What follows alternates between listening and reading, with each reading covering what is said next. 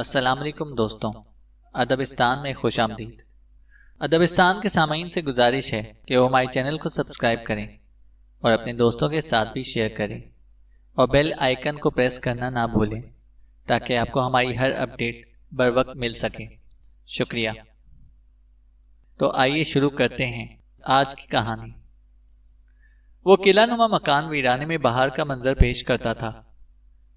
اس کے طرز تعمیر اور در و دیوار سے قدامت اور کہنہ سالی ٹپکتی تھی، تاہم اس کے داخلی دروازے کے سامنے ایک ہرا بھرا لان بھی دکھائی دیتا تھا، جو اس بات کا مظہر تھا کہ اس گھر میں کوئی رہائش پذیر بھی ہوگا۔ ہاں، اس وقت پرویز نامی ایک شخص اس گھر کے اندر موجود تھا، جو چند گھنٹے پہلے عارضی طور پر وہاں رہنے آیا تھا۔ اس وقت سپہر کا وقت تھا۔ پرویز تمام تر انتظامات کی طرف سے مطمئن ہونے کے بعد آج دوپہر وہاں پہنچا تھا۔ اسے صرف ایک رات اس قلعہ نما گھر میں گزارنا تھی۔ صبح ہونے سے پہلے وہ وہاں سے رخصت ہو جاتا، کامیاب و کامران۔ پرویز اس وقت مکان کے تہخانے میں ایک چوبی تابوت کے ساتھ موجود تھا۔ تابوت کے اندر مارتھا نامی ایک بڑھیا کی لاش رکھی تھی۔ مارتھا کے انتقال کو 2-4 روز ہی گزرے تھے۔ مارتھا نے 90 سے زیادہ عمر پائی تھی۔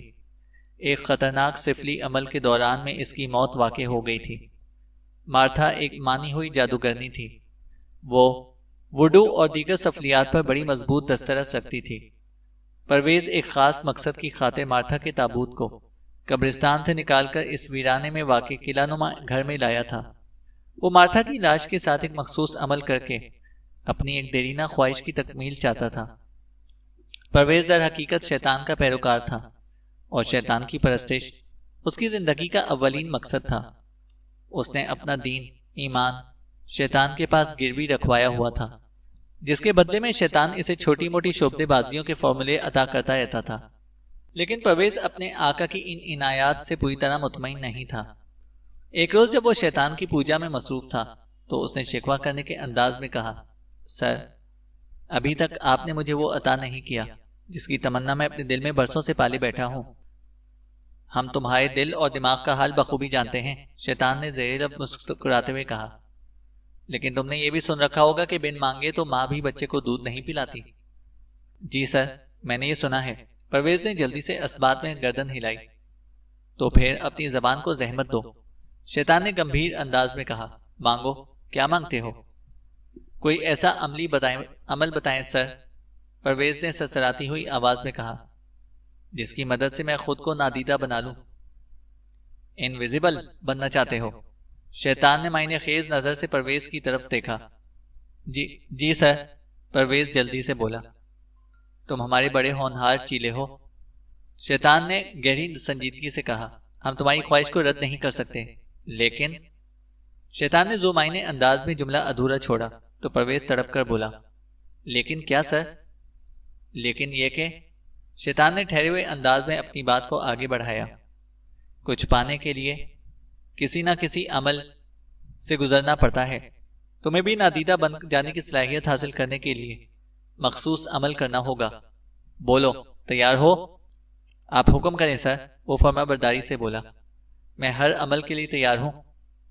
چند روز پہلے ایک بہت بڑی جادوگرنی کا انتقال ہوا ہے، شیطان سنجیدہ انداز میں بتانے لگا۔ اگر تم مارتھا نامی اس جادوگرنی کی لاش کو قبر سے نکال کر کسی ویران مقام پر لے جاؤ تو تمہارا مقصد پورا ہو سکتا ہے۔ تمہیں ہمارے بتائے ہوئے طریقے پر منوعن عمل کرنا ہوگا۔ بولو، کرو گے؟ سر، میری کیا مجال جو انکار کروں؟ پرویز نے بے دام غلام کی مانند کہا۔ آپ جو بھی کہیں گے میں آنکھیں بند کر کے اس پر عمل کروں گا۔ اگر تم ہمارے بتائے ہوئے طریقے سے مارتھا کی لاش کے ساتھ عمل کرو گے تو وہ چند لمحوں کے لیے زندہ ہو جائے گی، شیطان نے اسے تفصیل سے آگاہ کرتے ہوئے کہا۔ انہی چند لمحوں میں تم مارتھا کو ہماری قسم دے کر من کا مطالبہ کرو گے۔ من؟ سر، یہ کیا ہوتا ہے؟ پرویز پوچھے بغیر رہ نہ سکا۔ من یعنی من کا، شیطان نے ٹھوس انداز میں کہا۔ یہ گہرے سبز رنگ کا موتی کے سائز کا ایک من کا ہوگا۔ تم اس من کو جب بھی زبان کے نیچے رکھو گے تو انویزیبل یعنی نادیدہ بن جاؤ گے، شیطان کہتا جا رہا تھا۔ تھینک یو سر، پرویز نے لرزتی ہوئی آواز میں کہا اور پھر پوچھا، من کو زبان کے نیچے رکھنے کے بعد میں دنیا والوں کو نظر نہیں آؤں گا نا؟ پرویز نے پوچھا۔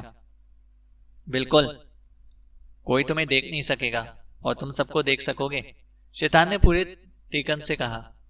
سر، فرتے جذبات سے پرویز کی آواز کپکپا رہی تھی، کتنا مزہ آئے گا نا؟ ہاں مزہ تو آئے گا، شیطان بڑے بھونڈے انداز میں ہنسا۔ تم بڑے آرام سے کسی بھی بینک میں گھس کر جتنی چاہو رقم نکال لو گے، جس بھی خوبصورت عورت کے بیڈ روم تک پہنچنا چاہو گے، کوئی روک ٹوک نہیں ہوگی، اور سر آپ بہت عظیم ہیں، پرویز شیطان کی بات مکمل ہونے سے پہلے ہی بے صبری سے بولا۔ میں آپ کا یہ احسان زندگی بھر نہیں بھول سکوں گا۔ تم میرے خاص الخاص چیلے ہو، میرے اپنے ہو، شیطان نے مکروہ انداز میں کہا۔ اپنوں پر احسان نہیں کیا جاتا، تم اگر میری منشا کے مطابق وہ عمل کرو گے تو سمجھو میں تم سے خوش ہو جاؤں گا۔ میں کروں گا، آپ جو بھی حکم دیں گے میں اس پر ضرور عمل کروں گا، پرویز بڑے عزم سے بولا۔ تو پھر غور سے سنو، شیطان نے ٹھہرے ہوئے انداز میں کہا۔ پرویز ہماتن گوش ہو گیا۔ شیطان کے بتائے ہوئے طریقے کے مطابق شیطان کے چیلے پرویز کو مارتھا کی لاش کے ساتھ جو بھی سفلی عمل کرنا تھا اس کی تیاری تقریباً مکمل تھی۔ اسے بس اپنے دستے راست موسیٰ کا انتظار تھا۔ موسیٰ کو پرویز نے کسی اہم کام کے لیے کہیں بھیج رکھا تھا۔ موسیٰ کی کامیاب واپسی کے بغیر شیطانی عمل ممکن نہیں تھا۔ روزینہ عرف روزی ایک معروف پرائیویٹ بینک کے ہیڈ آفس میں کام کرتی تھی۔ اس کے پاس بینکنگ لائن کا 15 سال کا تجربہ تھا اور وہ اپنے شعبے میں مہارت رکھتی تھی۔ اس وقت سپہر کے 6 بجے تھے۔ روزی آف کر کے اپنے گھر کی جانب جا رہی تھی۔ مصروف سڑک پر وہ بہت توجہ سے ڈرائیونگ کر رہی تھی کہ اس کے سیل فون کی مخصوص گھنٹی بج اٹھی۔ کہیں سے کال آ رہی تھی۔ سیل فون پیسنجر سیٹ پر اس کے ہینڈ بیگ کے ساتھ ہی رکھا ہوا تھا۔ وہ ڈرائیونگ کے دوران میں عموماً فون اٹینڈ کرنے سے اجتناب ہی برتتی تھی۔ ابھی اس نے یہی فیصلہ کیا، لیکن دوسری اور تیسری مرتبہ بھی جب کال کی آمد کا سلسلہ برقرار رہا تو ایک سگنل پر اس نے ہاتھ بڑھا کر سیل فون اٹھا لیا۔ سیل فون کی اسکرین پر ایک اجنبی نمبر ڈسپلے کر رہا تھا۔ سگنل چونکہ بند تھا لہٰذا اس نے کال اٹینڈ کرنے کا فوری فیصلہ کیا تاکہ یہ پتہ چلایا جا سکے کہ اتنی بےتابی سے کون اسے فون کرنے کی کوشش کر رہا ہے۔ ہیلو، اس نے ٹھہرے ہوئے لہجے میں کہا۔ اگر میں غلطی پر نہیں تو اس وقت میں روزی سے بات کر رہا ہوں۔ فون کے اسپیکر میں ایک بھاری بھرکم مردانہ آواز ابھری۔ آپ کون؟ روزی نے معتدل انداز میں سوال کیا۔ میرا نام ریحان واسطی ہے، اس شخص نے بتایا۔ میں کسی ریحان کو نہیں جانتی، روزی نے واضح الفاظ میں کہا۔ فرمائیں، آپ نے کال کی زحمت کیوں کی؟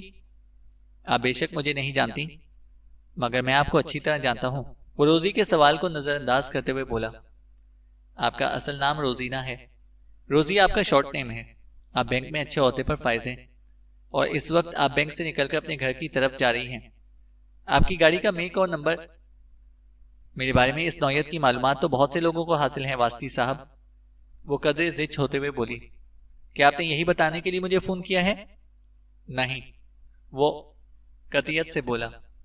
یہ تو محض تعارف کا انداز ہے، میں نے تو ایک نہایت ہی اہم بات کے لیے آپ کو کال کی ہے، آواز آئی تھی۔ تو پھر اچھا ہوگا آپ کام ہی کی بات کریں، روزینہ نے کہا۔ آپ بہت سمجھدار ہیں، وہ عجیب سے لہجے میں بولا۔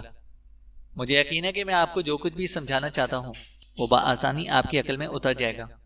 میں غلط تو نہیں کہہ رہا نا مس روزی؟ آواز نے کہا۔ اس دوران میں سگنل گرین ہو گیا تھا۔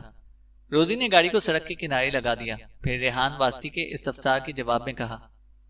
میں نے گاڑی ایک جگہ روک دی ہے، اب آپ بتائیں آپ کیا کہنا چاہ رہے ہیں؟ روزی نے کہا۔ گاڑی روک کر آپ نے عقل مندی کا مظاہرہ کیا ہے، کیونکہ میں آپ سے جو کچھ بھی کہنا چاہ رہا ہوں وہ سن کر اسٹیئرنگ پر آپ کی گرفت ڈگمگا بھی سکتی ہے، ریحان واسطی نے ٹھوس انداز میں کہا۔ میرا اندازہ بالکل درست ہے، آپ ایک سمجھدار اور بردبار لڑکی ہیں اور مجھے امید ہے کہ آپ میری بات کے جواب میں بھی بڑے تحمل اور تدبر کا مظاہرہ کریں گی، واسطی نے کہا تھا۔ لیکن کچھ پتہ بھی تو چلے آپ کہنا کیا چاہتے ہیں؟ ایسی کون سی بات ہے جسے سن کر میرے ہاتھوں میں گاڑی کا اسٹیئرنگ کپلا جائے گا؟ روزی بیزاری سے بولی۔ آپ کے ایک سنگین جرم کا زندہ ثبوت ہے میرے پاس، ریحان واسطی نے ایک ایک لفظ پر زور دیتے ہوئے کہا۔ وہ زندہ ثبوت میں آپ کے حوالے کرنا چاہتا ہوں مس روزی، آواز نے کہا۔ جرم؟ میں نے کوئی جرم نہیں کیا، وہ گڑبڑا گئی۔ چند روز پہلے آپ ایک خالی سڑک پر بڑی تیز رفتاری سے ڈرائیو کرتے ہوئے جا رہی تھیں اور آپ نے ایک بچے کو ہٹ کر دیا تھا، ریحان واسطی نے ٹھہرے ہوئے لہجے میں کہا۔ اس سنگین حادثے کے بعد آپ نے جائے وقوع پر ایک لمحے کے لیے بھی رکنے کی زحمت گوارا نہیں کی تھی۔ آپ نے یہ جاننے کی ضرورت ہی محسوس نہیں کی کہ اس 12 سالہ مزدور محنت کش بچے کا کیا حشر ہوا ہوگا۔ وہ لمحے بھر کو موتقف ہوا اور پھر اضافہ کرتے ہوئے بولا تھا، یہ تو دوسرے روز کے اخبارات سے آپ کو پتہ چلا تھا کہ گزشتہ رات آپ نے جس بچے کو کچل ڈالا تھا وہ وہیں موقع پر ہی ہلاک ہو گیا تھا۔ میں غلط تو نہیں کہہ رہا نا؟ واسطی نے کہا۔ روزی کے ہاتھ میں سیل فون لرزنے لگا۔ ریحان واسطی نے ایک لفظ بھی غلط نہیں کہا تھا۔ چند روز پہلے ایک رات منوان ایسا ہی واقعہ پیش آیا تھا۔ روزی کی اپنے ایک کلیگ شہزاد سے تلخ کلامی ہو گئی تھی۔ وہ خاصی ٹینس تھی اور اسی ذہنی دباؤ کے زیر اثر وہ اندھا دھند ڈرائیونگ کرتے ہوئے اپنے گھر کی جانب جا رہی تھی کہ ایک خالی سڑک پر تولیا رومال بیچنے والا وہ محنت کش بچہ اچانک اس کے سامنے آ گیا۔ وہ بے خیالی میں سڑک پار کر رہا تھا کہ روزی کی گاڑی نے اسے رون ڈالا۔ روزی نے اسے بچانے کی ہر ممکن کوشش کی تھی، لیکن وہ بچہ اتنا اچانک گاڑی کے سامنے آیا تھا کہ روزی کی ہر کوشش بیکار ثابت ہوئی۔ مذکورہ بچہ اس کی گاڑی سے ٹکرانے کے بعد کسی فٹ بال کی مانند اچھل کر کئی گز دور جا گرا۔ یہ سچ ہے کہ روزی نے جائے حادثہ پر رک کر یہ جاننے کی کوشش نہیں کی تھی کہ اس بد نصیب مزدور بچے پر کیا بیتی۔ دراصل وہ بری طرح ڈر گئی تھی۔ اگلے روز اخبارات کے ذریعے اسے معلوم ہوا تھا کہ عرفان نامی وہ بچہ موقع پر ہلاک ہو گیا تھا۔ روزی دل اور ذہن کی بہت مضبوط تھی۔ اس نے اس اندوہناک واقعے کے بارے میں کسی کو ہوا بھی نہ لگنے دی، بلکہ وہ تو اس حادثے کو تقریباً بھول ہی چکی تھی کہ اس کال نے اس کا سکون برباد کر دیا۔ یہ تمام تر خیالات سیکنڈ کے 1000ویں حصے میں اس کے ذہن سے گزرے اور اس نے ریحان واسطی کے استفسار کے جواب میں فکرمند لہجے میں کہا، آپ غلط تو نہیں کہہ رہے، لیکن میری بات یہ بات مجھے سمجھ میں نہیں آ رہی کہ آپ کو اس واقعے کے بارے میں کیسے پتا چلا؟ روزینہ نے کہا، مجھے صرف پتا ہی نہیں بلکہ آپ کے سنگین جرم کا ایک جیتا جاگتا ثبوت بھی میرے پاس ہے۔ وہ گہری سنجیدگی سے بولا، میں نے اپنے خفیہ ذرائع کی مدد سے اس حادثے کو شوٹ کیا ہے۔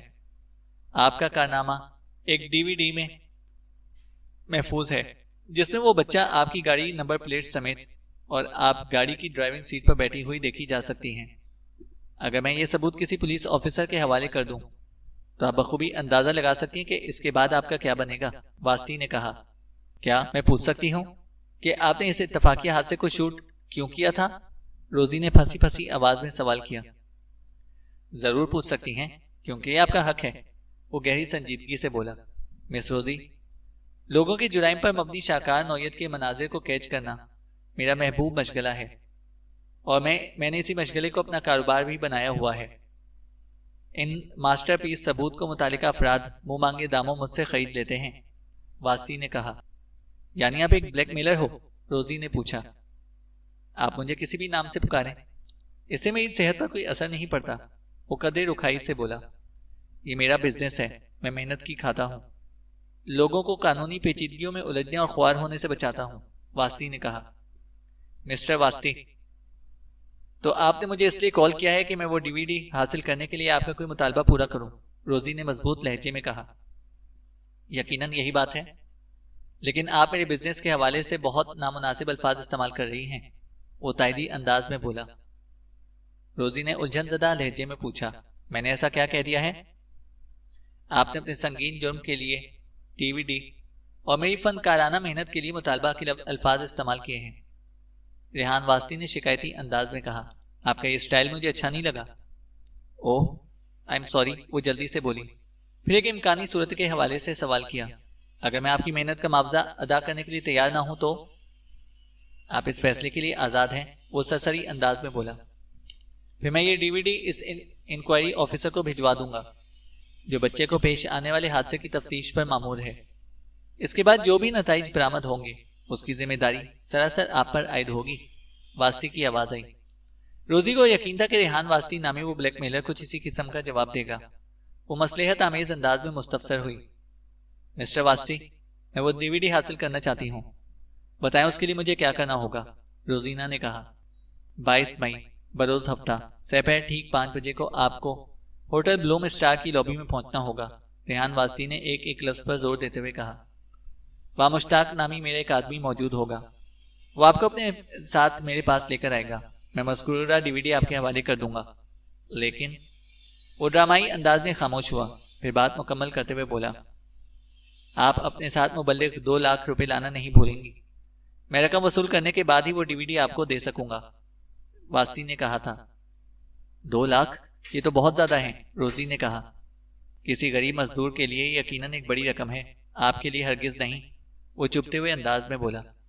میں جانتا ہوں آپ کی سیلری 2 لاکھ سے اوپر کی ہے، کہ آپ اتنی اہم DVD کو حاصل کرنے کے لیے 1 ماہ کی تنخواہ کی قربانی بھی نہیں دے سکتی، واسطی نے کہا۔ مجھے آپ کی شرط منظور ہے، وہ جلدی سے بولی، لیکن اس بات کی کیا گارنٹی ہے کہ آپ اس DVD کی کوئی کاپی اپنے پاس نہیں رکھیں گے، روزینہ نے کہا۔ میں اپنا کام نہایت ایمانداری سے کرتا ہوں، وہ سنجیدگی سے بولا۔ اس سلسلے میں آپ کو کوئی وارنٹی نہیں دے سکتا، آپ کو میری بات پر ہی بھروسہ کرنا ہوگا، اور اگر دل اعتبار کرنے کو تیار نہ ہو تو۔ اس نے سوالیہ انداز میں جملہ نامکمل چھوڑا تو روزی نے اضطراری لہجے میں کہا، نہیں، میں آؤں گی، ضرور آؤں گی، روزینہ بولی۔ ڈیٹس گڈ، ریحان واسطی نے ستائشی انداز میں کہا، پھر ان الفاظ پر رابطہ موقوف کر دیا۔ بیسٹ آف لک۔ روزی نے ایک بوجھل سانس خارج کی، اس کے ذہن سے ایک بہت بڑا بوجھ اتر گیا تھا۔ 2 لاکھ ارینج کرنا اس کے لیے کوئی دشوار کام نہیں تھا، اور اسے ریحان واسطی کی باتوں کا یقین تھا۔ وہ جانتی تھی کہ تمام 2 نمبر کام بہت ہی دیانتداری سے کیے جاتے ہیں۔ اس نوعیت کے کاموں میں کوئی لکھت پڑھت نہیں ہوتی، انسان کی زبان ہی کو سب سے بڑی ضمانت سمجھا جاتا ہے۔ ہفتے کا دن اس کام کے لیے ویسے بھی بہت مناسب تھا، اس روز وہ دوپہر 2 بجے آف کر لیتی تھی، مگر گھر واپسی معمول کے مطابق ہی ہوا کرتی تھی۔ وہ اپنے ساتھ کام کرنے والی دوستوں بینا، ثنا اور ہما کے ساتھ شاپنگ وغیرہ کے لیے نکل جایا کرتی تھی۔ کبھی ان کا بیوٹی پارلر جانے کا پروگرام بن جاتا، اور کبھی وہ کسی ریسٹورنٹ میں جا بیٹھتی۔ اگر وہ بلیک میلر ہفتے کے سوا کسی اور دن کا انتخاب کرتا تو اس کے لیے آفس سے نکلنا بہت مشکل ہو جاتا۔ آج کل آفس میں بڑی ہنگامی بنیادوں پر کام چل رہا تھا، اور اکثر لیٹ سٹنگ بھی کرنا پڑتی تھی۔ یوں محسوس ہوتا تھا کہ ریحان واسطی نے اس کے اسکیڈول کو مد نظر رکھتے ہوئے اپنا پروگرام ترتیب دیا ہے۔ اس نے سیل فون کو واپس پیسنجر سیٹ پر رکھا، گاڑی کو سٹارٹ کیا اور ٹریفک کے رواں دواں سیلے آب میں شامل ہو گئی۔ گھر کی جانب جاتے ہوئے اس کا ذہن مسلسل شہزاد کے بارے میں سوچ رہا تھا۔ اگر اس روز شہزاد اس کا موڈ خراب نہ کرتا تو وہ اپنے ہوش و حواس میں رہتے ہوئے معتدل ڈرائیونگ کرتی، پھر کسی حادثے کا سوال ہی پیدا نہیں ہوتا تھا۔ وہ ان لمحات میں شہزاد کو کوسنے لگی، تاہم اس خیالی چڑچڑ کا کوئی فائدہ نہیں تھا۔ جو ہونا تھا وہ ہو چکا تھا۔ اسی سوچ بچار کے دوران میں ایک لمحے کے لیے روزی کے ذہن میں یہ خیال بھی ابھرا کہ اس بارے میں شہزاد کو آگاہ کرنا چاہیے، لیکن اگلی لمحے اس نے ذہن جھٹک دیا۔ یہ حادثہ شہزاد کے علم میں نہیں تھا۔ اگر اب وہ بلیک میلر کے حوالے سے کچھ بتاتی تو پھر تو ایک طولانی بحث کا دروازہ کھل جاتا۔ فی الحال وہ کوئی نیا محاذ کھولنے کے موڈ میں نہیں تھی۔ ماجد ایک ڈرامہ پروڈیوسر تھا۔ اس نے شہر کے ایک انتہائی پوش علاقے میں اپنا پروڈکشن ہاؤس بنا رکھا تھا۔ اس کے پروڈکشن ہاؤس میں تیار ہونے والے ڈرامے بڑے بولڈ تصور کیے جاتے تھے۔ وہ ہر پروجیکٹ میں نئے نئے چہروں کو متعارف کرانے کا شوقین تھا۔ اس کی ٹیم کے آرٹسٹوں میں زیادہ تر افراد اونچی فیملیز سے تعلق رکھتے تھے۔ اس قسم کے برگر فن کاروں کے بڑے فائدے تھے۔ ایک تو انہیں معاوضے کی زیادہ پرواہ نہیں ہوتی تھی، وہ اسی میں خوش تھے کہ اسکرین ان سے بھری رہے، پھر ان کے کاسٹیوم وغیرہ خرچہ بھی وہ خود اٹھاتے تھے، اور پروڈیوسر کے ساتھ ساتھ مختلف ڈائریکٹرز کو بھی شاپنگ کرانا بھی ان کے فرائض میں شامل تھا۔ اور بعض اوقات تو یہ صاحب ثروت ینگ بلڈ پروجیکٹ کے بجٹ میں بھی حصہ ڈال دیتے تھے۔ ان کے علاوہ ماجد متوسط طبقے سے تعلق رکھنے والے فنکاروں کو بھی گاہے بگاہے موقع دیتا رہتا تھا۔ ان میں سے بعض فیملی آرٹسٹ کو بیہائنڈ دی کیمرہ ماجد کے بیڈ روم میں بھی ٹیک دینا پڑتا تھا۔ ان غیر نصابی ان اسکیجول شوٹنگ میں بسا اوقات اس کے قریبی دوست بھی شامل ہو جاتے تھے۔ ماجد کی یہ سرگرمیاں تو کافی عرصے سے جاری تھیں، اور کبھی کوئی بدمزگی نہیں ہوئی تھی۔ وہ ہر قسم کی سچویشن کو بڑی مہارت سے ہینڈل کر لیتا تھا، لیکن ایک سچویشن اس کے ذہن کا عذاب بن گئی تھی، اور وہ سچویشن تھی نادیہ۔ نادیہ نامی ایک خوبصورت ایکسٹرا لڑکی کو پچھلے دنوں ماجد نے اپنے ایک دوست کی مدد سے کسی ویران مقام پر زیر زمین چھپا دیا تھا۔ نادیہ بیچاری ماجد اور اس کے دوست شہباز کی اجتماعی عیاشی کی تاب نہ لاتے ہوئے اس دنیا سے اس دنیا میں منتقل ہو گئی تھی۔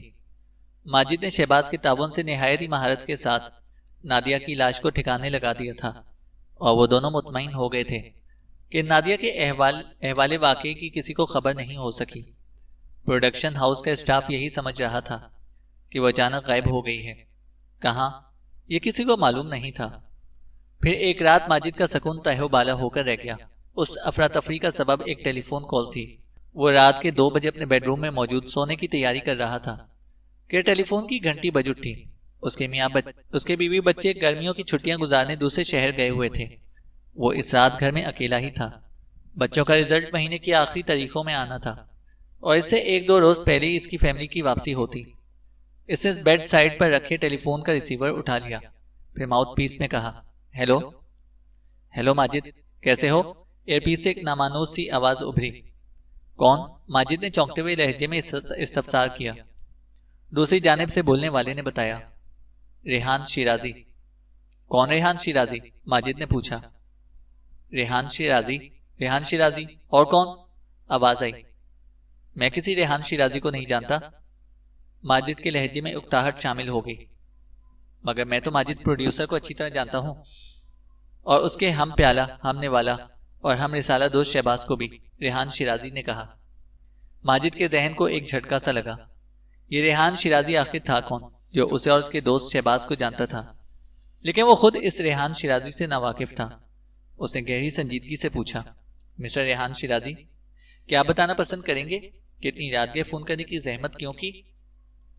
تمہیں گڈ نائٹ کہنے کو جی چاہ رہا تھا، ریحان شیرازی نے معنی خیز انداز میں کہا۔ تھینک یو، میں نے آپ کا گڈ نائٹ وصول کر لیا۔ اب آپ سو جاؤ اور مجھے بھی سونے دو، مجھے بڑی زور کی نیند آ رہی ہے۔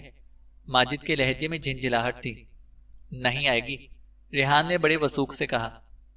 کیا نہیں آئے گی؟ کون نہیں آئے گی؟ ماجد نے بے ساختہ سے ہو کر پوچھا۔ یار، میں نیند کی بات کر رہا ہوں، ریحان شیرازی نے کہا۔ کیا مطلب؟ ماجد کے لہجے میں درشتی شامل ہو گئی تھی۔ مطلب بہت واضح ہے، ریحان شیرازی نے ٹھہرے ہوئے لہجے میں کہا۔ جب میں نے تمہاری نیند اڑانے کے لیے فون کیا ہے تو پھر یہ کم بخت آئے گی کیسے؟ ماجد کی جھنجھلاہٹ میں تشویش بھی در آئی تھی۔ اس نے سرسراتے ہوئے لہجے میں کہا، جو بھی کہنا چاہتے ہو صاف صاف کہو۔ ماجد نے آپ جناب کے لحاظ کو اٹھا کر ایک طرف کو رکھ دیا تھا۔ صاف صاف سننا چاہتے ہو تو صاف صاف بتاؤ، ریحان شیرازی نے ڈرامائی رنگ اختیار کرتے ہوئے کہا۔ کیا تم گھپ اندھیرے میں لائٹ کے بغیر شوٹ نہیں کر سکتے؟ نہیں، لائٹ کے بغیر شوٹنگ کیسے ہوگی؟ تم اپنے پروڈکشن ہاؤس کی ENG کی بات کر رہے ہو، یا دنیا کا کوئی بھی کیمرہ اندھیرے میں شوٹ نہیں کر سکتا؟ ریحان شیرازی نے بڑے ماہرانہ انداز میں سوال کیا۔ میں اپنے کیمروں کی بات کر رہا ہوں، ماجد نے جواباً کہا، ورنہ میری معلومات کے مطابق ایسے کیمرے بنا لیے گئے ہیں جو گہری تاریکی میں بھی بغیر لائٹ کے 100% کارکردگی کی بنیاد پر شوٹ کر سکتے ہیں، ماجد نے کہا۔ ویسا ہی ایک کیمرہ میرے پاس بھی ہے، ریحان شیرازی نے بتایا۔ کیا اتنی رات گئے تم نے اپنا وہ کیمرہ بیچنے کے لیے مجھے فون کیا ہے؟ ماجد نے کہا۔ کیمرہ نہیں، وہ میرے لیے بہت کام کی چیز ہے، بلکہ میری آمدنی کا ذریعہ ہے، ریحان شیرازی نے کہا۔ پھر ماجد کے لہجے میں بے پناہ الجھن تھی۔ میں کیمرہ نہیں، اس کی پروڈکٹ تمہیں دینا چاہتا ہوں، ایسی عظیم پروڈکٹ جس کے بارے میں سن کر تمہارے ہاتھوں کے طوطے اور آنکھوں کی نیند اڑ جائے گی، ریحان شیرازی نے بتایا۔ ایسی کون سی پروڈکٹ ہے بھائی؟ ماجد نے عجیب سے لہجے میں کہا۔ وہ ایک DV ہے، ریحان شیرازی نے سنسناتے ہوئے لہجے میں بتایا۔ میں نے چند روز پہلے رات کی تاریکی میں ایک مختصر سی شوٹ کی ہے جو اس DV میں محفوظ ہے۔ میں نے یہ DV تمہارے ہاتھ فروخت کرنا چاہتا ہوں، ریحان شیرازی کی آواز آئی تھی۔ لیکن میرا اس DV سے کیا تعلق؟ ماجد نے بکھرے ہوئے لہجے میں استفسار کیا۔ بہت گہرا تعلق ہے مسٹر ماجد، ریحان شیرازی نے ایک کلوز لفظ پر زور دیتے ہوئے کہا۔ اس رات میں نے 3 کرداروں کو شوٹ کیا تھا، جن میں سے ایک تم ہو، اور باقی 2؟ ماجد نے لکنت زدہ آواز میں پوچھا۔ ایک تمہارا سب سے چہیتا دوست ہے شہباز، ریحان شیرازی نے بدستور سنسنی خیز لہجے میں کہا، اور دوسرا کردار ہے ایک لاش، نادیہ نامی ایک ایکسٹرا لڑکی کی لاش۔ اوہ، ماجد ایک سرسراتی ہوئی سانس لے کر رہ گیا۔ ریحان شیرازی نے کہا، میرے شوٹ کا پہلا فریم کھلتا ہے۔ کیمرے کی تاریکی میں بخوبی دیکھنے والی آنکھ ایک گاڑی کو نمبر پلیٹ سمیت ایک ویران مقام پر رکتے ہوئے دکھاتی ہے۔ ایک خوبصورت اتفاق ہے کہ مذکورہ گاڑی تمہاری ملکیت ہے۔ دوسرے شاٹ میں تم اور تمہارا دوست شہباز گاڑی میں سے باہر آتے ہو اور گاڑی کی ڈکی کی جانب بڑھ جاتے ہو۔ تیسرے شاٹ میں تم ڈکی میں سے ایک بیلچہ نکالتے ہو۔ چوتھے شاٹ میں تم ویران تاریک مقام پر मकाम की भुरभुरी जमीन में बेलचे की मदद से एक गड्ढा खोदते हो। 5वें शॉट में तुम दोनों मिलकर नादिया की लाश को गाड़ी की डिक्की में से निकालते हो। कैमरा तुम्हारे साथ पैन करते हुए गड्ढे तक जाता है, फिर फुल जूम होकर नादिया के चेहरे का क्लोज दिखाता है। कैमरा सोलो से मास्टर पर आता है और तुम दोनों डंडा डोली करके नादिया की बेसर सामान लाश को गड्ढे में फेंक देते हो। उसके बाद आवाज आ रही थी, बस करो, माजिद की बर्दाश्त जवाब देगी। वाइंड अप नहीं सुनोगे इस सीन का? रेहान शिराजी ने तंजिया अंदाज में कहा। मुझे कुछ नहीं सुनना, तुम बहुत खतरनाक आदमी हो, वो सरासीमा लहजे में बोला। सिर्फ दुश्मनों के लिए, रेहान शिराजी ने कहा। दोस्तों के लिए मैं बहुत मुफीद हूं। उम्मीद है तुम मेरे दोस्त साबित होगे, मुझे अपना दुश्मन बनाने की कोशिश नहीं करोगे, रेहान शिराजी ने कहा। मैं तुम्हारे मकसद तक पहुंच गया हूं मिस्टर शिराजी। बताओ, वो डीवी तो मुझे कितने में दोगे? माजिद ने खालिस कारोबारी अंदाज में कहा। मैं तुम पर ज्यादा बोझ नहीं डालूंगा, वही मांगूंगा जो तुम आसानी से दे सको, रेहान शिराजी ने गहरी संजीदगी से कहा। सिर्फ 5 लाख रुपए। ठीक है।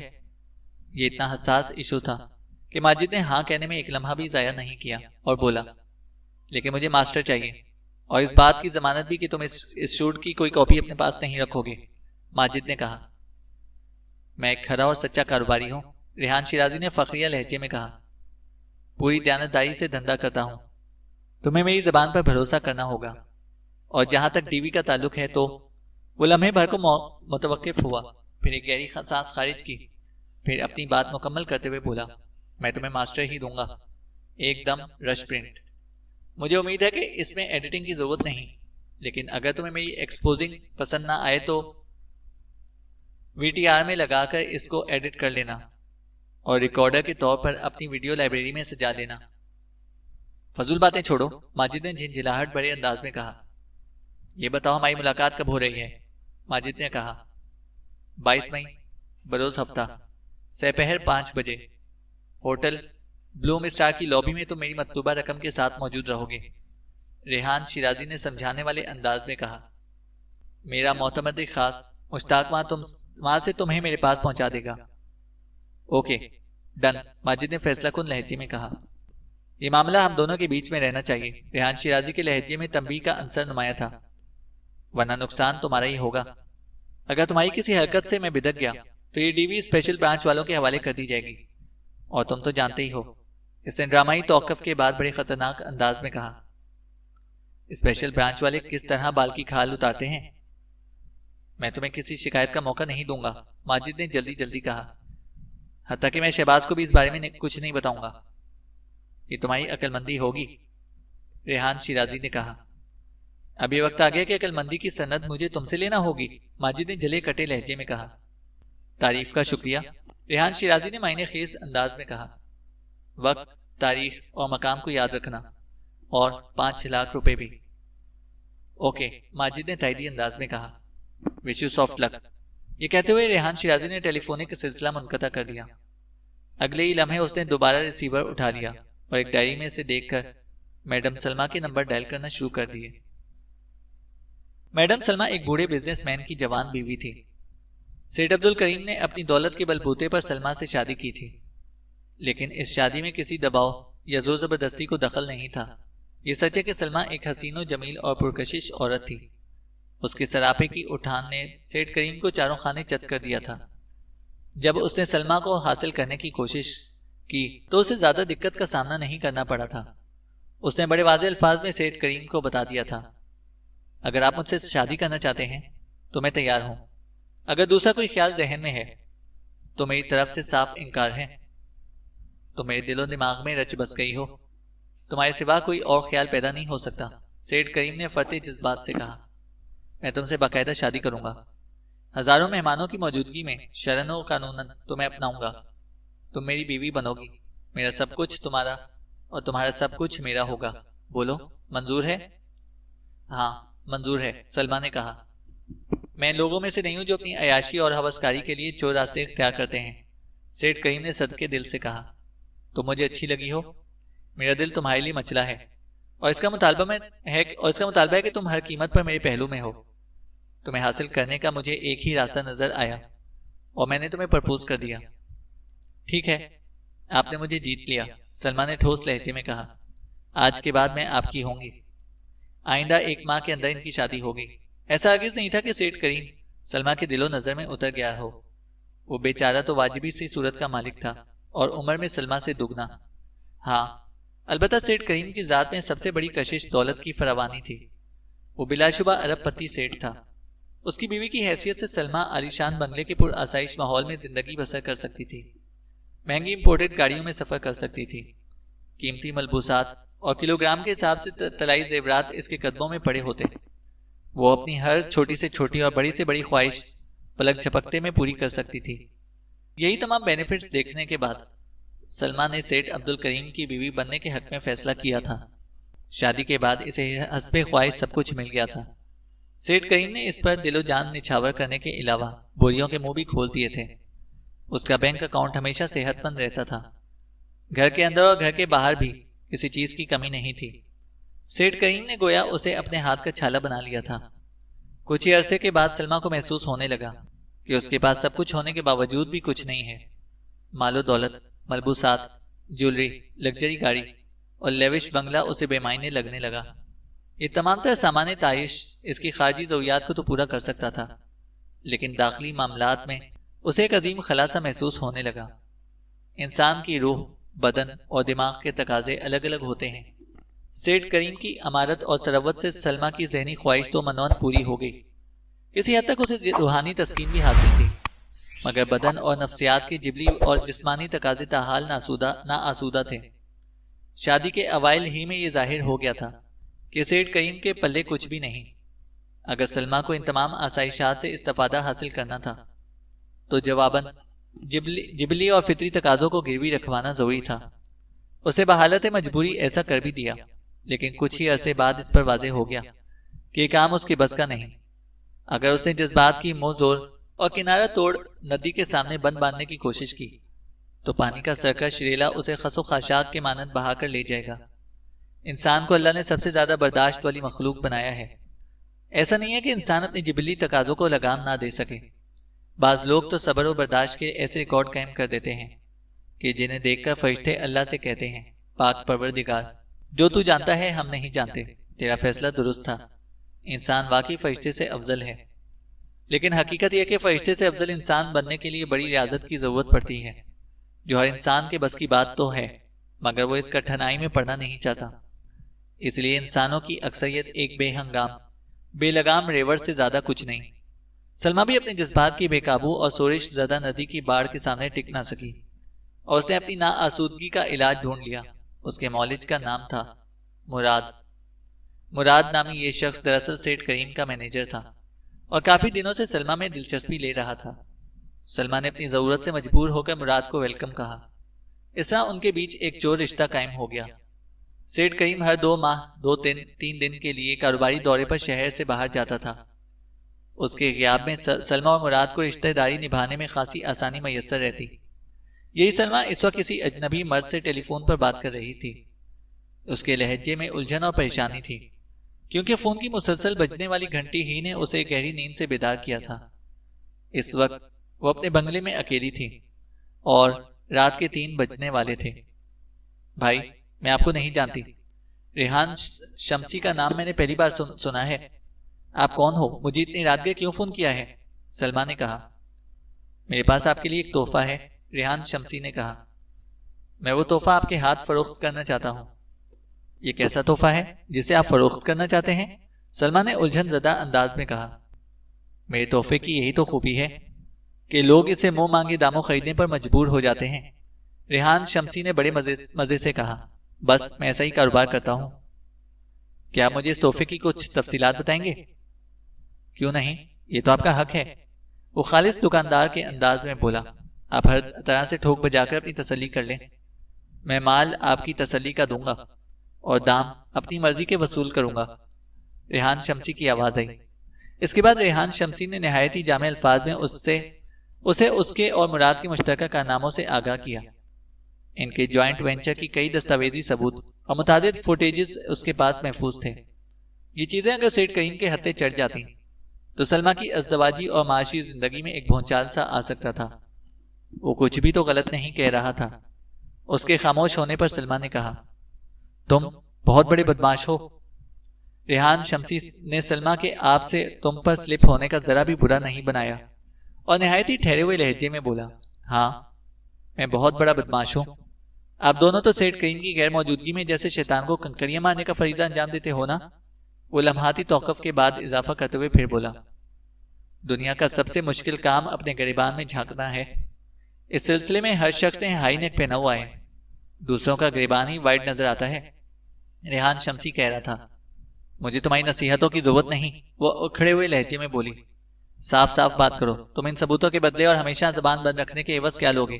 سلمہ نے کہا، اگر تم دونوں کی شوٹنگ کے کچھ اور اسپیل بھی ابھی چلنا ہے تو معاوضہ الگ ہوگا، اور اگر تم نے آج کے بعد بیک اپ کا ارادہ کر لیا ہے تو لمسم کچھ طے کر لیتے ہیں۔ آواز نے کہا، تم دونوں صورتوں کے بارے میں بتا دو۔ سلمہ نے کہا، سیٹ کریم آج ہی 2 دن کے لیے دوسرے شہر گیا ہے۔ ریحان شمسی نے ٹھہرے ہوئے لہجے میں کہا، پہلے دن تم دونوں احتیاط کے دامن کو تھام کر رکھتے ہو، کل سے تمہاری سرگرمیاں شروع ہو جائیں گی۔ میں غلط تو نہیں کہہ رہا نا؟ مجھے تمہاری اس بکواس سے کوئی سروکار نہیں ہے۔ تم ہر جانے کے بارے میں کچھ بتا رہے تھے۔ سلمہ نے چڑھ کر کہا، ہر جانا؟ کیا خوب لفظ استعمال کیا ہے۔ وہ استہزائیہ لہجے میں بولا، میڈم یہ ہر جانا نہیں، میری محنت کا صلہ ہے۔ جو بھی ہے تم اصل بات کی طرف آؤ۔ سلمہ نے کہا، ٹھیک ہے۔ وہ بڑے رسان سے بولا، اگر آج کے بعد پیک اپ کا ارادہ ہے تو یکمشت 3 لاکھ روپے، اور اگر مزید کہیں شفٹیں چلانے کا پروگرام ہے تو 50,000 ماہانہ ٹھیک رہے گا۔ آواز نے کہا۔ اس موقع پر سلمہ نے دروغگوئی سے کام لیتے ہوئے کہا، سمجھ دو آج وائنڈ اپ ہو گیا، لیکن میں سمجھتی ہوں 3 لاکھ بہت زیادہ ہیں۔ ٹھیک ہے، اگر تمہیں 3 لاکھ زیادہ نظر آ رہے ہیں تو میں یہ مواد سیٹ کریم کے ہاتھ بیچ دیتا ہوں۔ ریحان شمسی نے بڑی مکاری سے کہا، اس بوڑھے ارب پتی سے میں اس شاہکار کے بدلے میں 5-6 لاکھ تو بآسانی نکلوا لوں گا۔ ریحان شمسی کی آواز آئی۔ تم بدماش ہی نہیں، بہت کمینے بھی ہو، سلمہ نے کہا۔ میں اپنے کلائنٹس کی باتوں کا برا نہیں مناتا، وہ ایک کہا لگاتے ہوئے بولا، یہ میرے بزنس کا پہلا اصول ہے۔ یہ بتاؤ 3 لاکھ کی رقم کہاں پہنچانا ہوگی؟ سلمہ گویا اس کے مطالبے کے سامنے سرنگوں ہوتے ہوئے بولی، 22 مئی بروز ہفتہ سپہر 5 بجے۔ سکندر ایک منجھا ہوا سیاست دان تھا۔ پچھلی 3 پشتوں سے اس کا خاندان گردن گردن سیاست میں دھنسا ہوا تھا۔ سیاسی جگادری اسے ایک جانا مانا اور تجربہ کار کھلاڑی سمجھتے تھے، جبکہ عوام کی نظر میں سکندر سے زیادہ کرپٹ سیاست دان روئے زمین پر کوئی اور ہو نہیں سکتا تھا۔ اور مزے کی بات یہی تھی کہ عوام کی ایک بھاری اکثریت نعروں کے بینر تلے اور اپنے ووٹوں کی مدد سے ہر الیکشن میں سکندر کو جتوا دیتی تھی۔ آج تک اس نے اپنا ایک وعدہ بھی پورا نہیں کیا تھا، اور عوام ہر بار اس کے وعدوں پر آنکھیں بند کر کے اعتبار کر لیا کرتے تھے، جس کا نتیجہ انہیں بعد میں بھگتنا پڑتا تھا۔ سکندر اس وقت ایک کمرے میں بند بہت خوش تھا۔ آج ہی اس نے اپنے علاقے کی خوشحالی کے لیے مختلف ترقیاتی کاموں کی مد میں 3 کروڑ روپے کا بجٹ حاصل کیا تھا، جس میں سے ظاہر ہے اس نے 5-6% سے زیادہ کام میں نہیں لگانا تھا۔ باقی کی رقم اس کی جیب میں جانے والی تھی۔ وہ اپنی جیب کی اس صحت اور تندرستی پر خوش تھا۔ کمرے میں اس کے سوا اور کوئی موجود نہیں تھا۔ وہ 3.25 کروڑ کی خطیر رقم کو ٹھکانے لگانے کے خیالات کے ساتھ انجوائے کر رہا تھا کہ فون کی گھنٹی بج اٹھی۔ اس نے دوسری گھنٹی سے پہلے ہی جھپٹ کر ریسیور اٹھا لیا، جیسے وہ ریسیور نہیں کروڑوں کی مالیت کا چیک ہو۔ اگر اسے جھپٹنے میں ذرا سی بھی کوتاہی کر دی تو کوئی دوسرا لے اڑے گا۔ ہیلو، اس نے ریسیور کان سے لگانے کے بعد بھاری بھرکم آواز میں کہا، آپ سکندر بات کر رہے ہیں نا؟ دوسری طرف سے بڑی شائستگی سے پوچھا گیا۔ ہاں میں سکندر ہوں۔ آپ کون؟ وہ جلدی سے بولا۔ سر، میں ریحان ترمزی ہوں۔ آواز آئی، کون ریحان ترمزی؟ سکندر کے لہجے میں الجھن تھی۔ چھوڑیں سر، بس مجھے اپنا خادم ہی سمجھیں، ریحان ترمزی نے کہا۔ آپ اس وقت بہت خوش ہیں نا سر؟ آپ نے کوئی بہت بڑی کامیابی حاصل کی ہے؟ ہاں، لیکن تمہیں کیسے پتا چلا؟ سکندر نے حیرت بھری لہجے میں کہا۔ کیا تم کوئی نجومی وغیرہ ہو؟ میں نجومی نہیں ہوں سر، اندر کا آدمی ہوں، ریحان ترمزی نے ذومعنی انداز میں کہا۔ اندر کا آدمی؟ سکندر کی حیرت دوچند ہو گئی۔ ریحان نے اس کے سوال کو نظر انداز کرتے ہوئے پوچھا، سر آپ نے کافور کا نام تو سنا ہوگا؟ ہاں سنا ہے، سکندر نے الجھن زدہ انداز میں جواب دیا۔ پھر تو آپ اس کے استعمال سے بھی واقف ہوں گے؟ ریحان ترمزی نے سوال کیا۔ ہاں واقف ہوں، سکندر نے اسبات میں جواب دیا۔ کسی لاش کو دفن کرتے وقت کافور کا استعمال کیا جاتا ہے۔ کافور کی گولیاں بھی ملتی ہیں، انہیں کپڑوں کے اندر رکھا جاتا ہے تاکہ کپڑے ٹڈی وغیرہ سے محفوظ رہیں۔ سکندر نے کہا، جی سر، مقصد ایک ہی ہے۔ ریحان ترمزی کی تائیدی آواز سکندر کی سماعت تک پہنچی۔ اس کی بو سے کیڑے مکوڑے دور بھاگتے ہیں۔ کافور کی ایک خاصیت یہ بھی ہے کہ اگر اسے کھلی فضا ملے تو یہ فوراً اڑ جاتی ہے، اور یہ لفظ محاورتاً بھی استعمال ہوتا ہے، جیسے اس کی خوشی کافور ہو گئی۔ ریحان ترمزی کی آواز آئی، یہ سب تو ٹھیک ہے، لیکن مسٹر ترمزی، سکندر نے متذبذب لہجے میں پوچھا، اس تمام تر گفتگو کا مقصد کیا ہے؟ سر، میں نے آپ کو بتایا ہے نا، میں اندر کا آدمی ہوں، ریحان نے بڑی بے حد سنجیدہ لہجے میں کہا۔ ہاں لیکن، سکندر نے کہنا چاہا۔ ہاں نا، لیکن مگر کی کوئی گنجائش نہیں ہے مسٹر سکندر۔ سکندر کی بات مکمل ہونے سے پہلے ہی ریحان ترمزی نے دبنگ لہجے میں کہا، میں اگر اندر کا آدمی ہوں تو یہ بھی جانتا ہوں کہ تم نے کس طرح فائلوں کی ہیر پھیر اور بعض اعلیٰ افسران کی جعلی دستخط کی مدد سے 3 کروڑ کا بجٹ منظور کرایا ہے۔ لمحے بھر کا توقف کر کے ریحان ترمزی نے ایک گہری سانس خارج کی، پھر اپنی بات کو آگے بڑھاتے ہوئے کہا، تمہیں یہ بات اچھی طرح معلوم ہوگی کہ ہمیشہ گھر کا بھیدی یعنی اندر کا آدمی ہی لنکا ڈھاتا ہے، یعنی بھانڈا پھوڑتا ہے۔ اگر میں نے بھی اس بجٹ کی اصلیت کا بھانڈا پھوڑ دیا تو سمجھو تمہاری خوشی بھی کافور ہو جائے گی۔ ریحان کی آواز آ رہی تھی۔ سکندر ایک دانا بینا اور سیاسی جوڑ توڑ کا ماہر تھا۔ وہ جانتا تھا کہ ریحان ترمزی نے اس کے حوالے سے کچھ بھی غلط نہیں کہا۔ آج کل حکومت میں شامل چند لوگ اس کی کاٹ میں لگے ہوئے تھے۔ اگر 3 کروڑ کے پروجیکٹ میں کوئی رکھنا پڑ جاتا تو اسے بہت بڑا نقصان ہو سکتا تھا۔ ہاتھ میں آئی ہوئی لکشمی دیوی پھسل کر نکل جاتی۔ اس نے معاملے کی نزاکت اور سنگینی کے پیش نظر ریحان ترمزی سے کہا، میں تم سے ملنا چاہتا ہوں۔ میں بھی یہی چاہتا ہوں، ریحان ترمزی نے ٹھہرے ہوئے لہجے میں کہا۔ تم کوئی گیم تو نہیں کھیل رہے؟ سکندر نے پوچھا۔ ہرگز نہیں، ریحان نے پروسوک لہجے میں کہا، یہ میرا بزنس ہے جسے میں بڑے صاف و شفاف طریقے سے کرتا ہوں۔ جب ہماری ملاقات ہوگی تو میں تمہیں وہ تمام ثبوت فراہم کر دوں گا جن کے منظر عام پر آنے سے تمہارا کھانا خراب ہو سکتا ہے۔ ریحان نے کہا، ٹھیک ہے، ٹھیک ہے، میں تمہاری بات سمجھ رہا ہوں، سکندر جلدی سے بولا۔ مجھے تمہاری طرف سے ایسی دانش مندی کی توقع تھی، ریحان ترمزی نے سراہنے والے انداز میں کہا۔ مجھے امید ہے تم اس ایشو کو ہم دونوں کے درمیان ہی رکھو گے۔ فکر نہیں کرو ترمزی، میرے اندر بہت گنجائش ہے۔ اب یہ بھی بتا دو، اپنا منہ بند رکھنے کا معاوضہ کتنا لوگے؟ سکندر نے مستحکم لہجے میں کہا۔ صرف 10 لاکھ روپے، ریحان ترمزی نے ایک ایک لفظ پر زور دیتے ہوئے کہا۔ سکندر نے معنی خیز انداز میں ہنکارا بڑھا۔ یہ 3 کروڑ کے مقابلے میں کچھ بھی نہیں ہے، ریحان ترمزی نے بڑی ہوشیاری سے کہا۔ مسٹر سکندر، 3 کروڑ کا چیک ابھی اکاؤنٹ میں جمع ہوا ہے، کلیئر نہیں ہوا۔ میری بات سمجھ رہے ہو نا؟ ہاں ہاں، بتاؤ مجھے کہاں آنا ہوگا؟ وہ جلدی سے بولا۔ ہوٹل بلوم اسٹار کی لابی میں، 22 مئی کی سپہر۔ ہوٹل بلوم اسٹار شہر کی ایک مصروف، پوش اور کاروباری حصے میں واقع تھا۔ اس وقت سپہر کے 5 بجنے میں 2 منٹ تھے۔ وہ ہفتے کا دن تھا اور تاریخ تھی 22 مئی۔ ہوٹل کی لابی میں اس وقت لگ بھگ درجن بھر افراد موجود تھے، جن میں مرد و زن دونوں اصناف شامل تھیں۔ ان درجن بھر لوگوں میں 4 افراد ایسے تھے جن کی نگاہیں بار بار ہوٹل کے داخلی دروازے کی جانب اٹھ جاتی تھیں، جیسے انہیں کسی کی آمد کا انتظار ہو۔ وہ کبھی ہوٹل کے داخلی دروازے کو دیکھتے اور کبھی وال کلاک پر نگاہ ڈالتے۔ ان میں ایک روزینہ عرف روزی، دوسرا ماجد، تیسری میڈم سلمہ اور چوتھا سکندر تھا۔ وہ ایک دوسرے سے قطعی ناواقف تھے اور یہ بھی نہیں جانتے تھے کہ وہ سب کسی مشتاق نامی ایک ہی شخص کا انتظار کر رہے ہیں۔ دیوار گیر کلاک نے اپنے مخصوص گھنٹے کی آواز سے شام کے 5 بجنے کا اعلان کیا۔ ان چاروں کی منتظر اور مضطرب نگاہیں یک بہ یک داخلی دروازے کی طرف اٹھ گئیں۔ اگلے ہی لمحے وہاں پر ایک شخص نمودار ہوا۔ وہ پستہ قامت اور بھاری بھرکم شخص تھا۔ اس نے بلیو جینز کے اوپر سرخ رنگ کی ٹی شرٹ پہن رکھی تھی۔ آنکھوں پر سیاہ چشمہ اور سر پر فلیٹ ہیڈ کی موجودگی اسے انگلش فلموں کا جاسوس ظاہر کرتی تھی۔ اس نے پاؤں میں سفاری شوز پہن رکھے تھے۔ وہ لابی کے اندر داخل ہوا، پھر وہاں موجود لوگوں پر ایک طائرانہ نگاہ ڈالنے کے بعد بڑے ڈرامائی انداز میں بولا، میرا نام مشتاق ہے، مجھے آپ لوگوں کے پاس ریحان واسطی نے بھیجا ہے۔ روزی اس کی بات پر پوری ہونے سے پہلے ہی بول اٹھی۔ تم ریحان شیرازی کے آدمی ہو نا؟ ماجد اضطراری لہجے میں بولا۔ میڈم سلمہ نے کہا، تو مجھے ریحان شمسی سے ملوانے لے کر جاؤ گی نا؟ تم یقیناً ریحان ترمزی کے لیے کام کرتے ہو، سکندر بغور اس کا جائزہ لیتے ہوئے بولا۔ آپ سب لوگوں کا اندازہ بالکل درست ہے، مشتاق نے خالص فلمی انداز میں مسکراتے ہوئے کہا۔ میں ریحان صاحب کا ہی آدمی ہوں، اسے کوئی فرق نہیں پڑتا کہ وہ واسطی ہیں، شیرازی ہیں، شمسی ہیں یا ترمزی ہیں۔ آپ لوگ میرے ساتھ ان کے پاس جائیں گے۔ وہ خود کہاں ہیں؟ سکندر نے سوال کیا۔ اپنے گھر میں۔ آپ لوگوں اپنی گاڑیوں کو ہوٹل کی پارکنگ میں چھوڑ کر میری گاڑی میں جائیں گے۔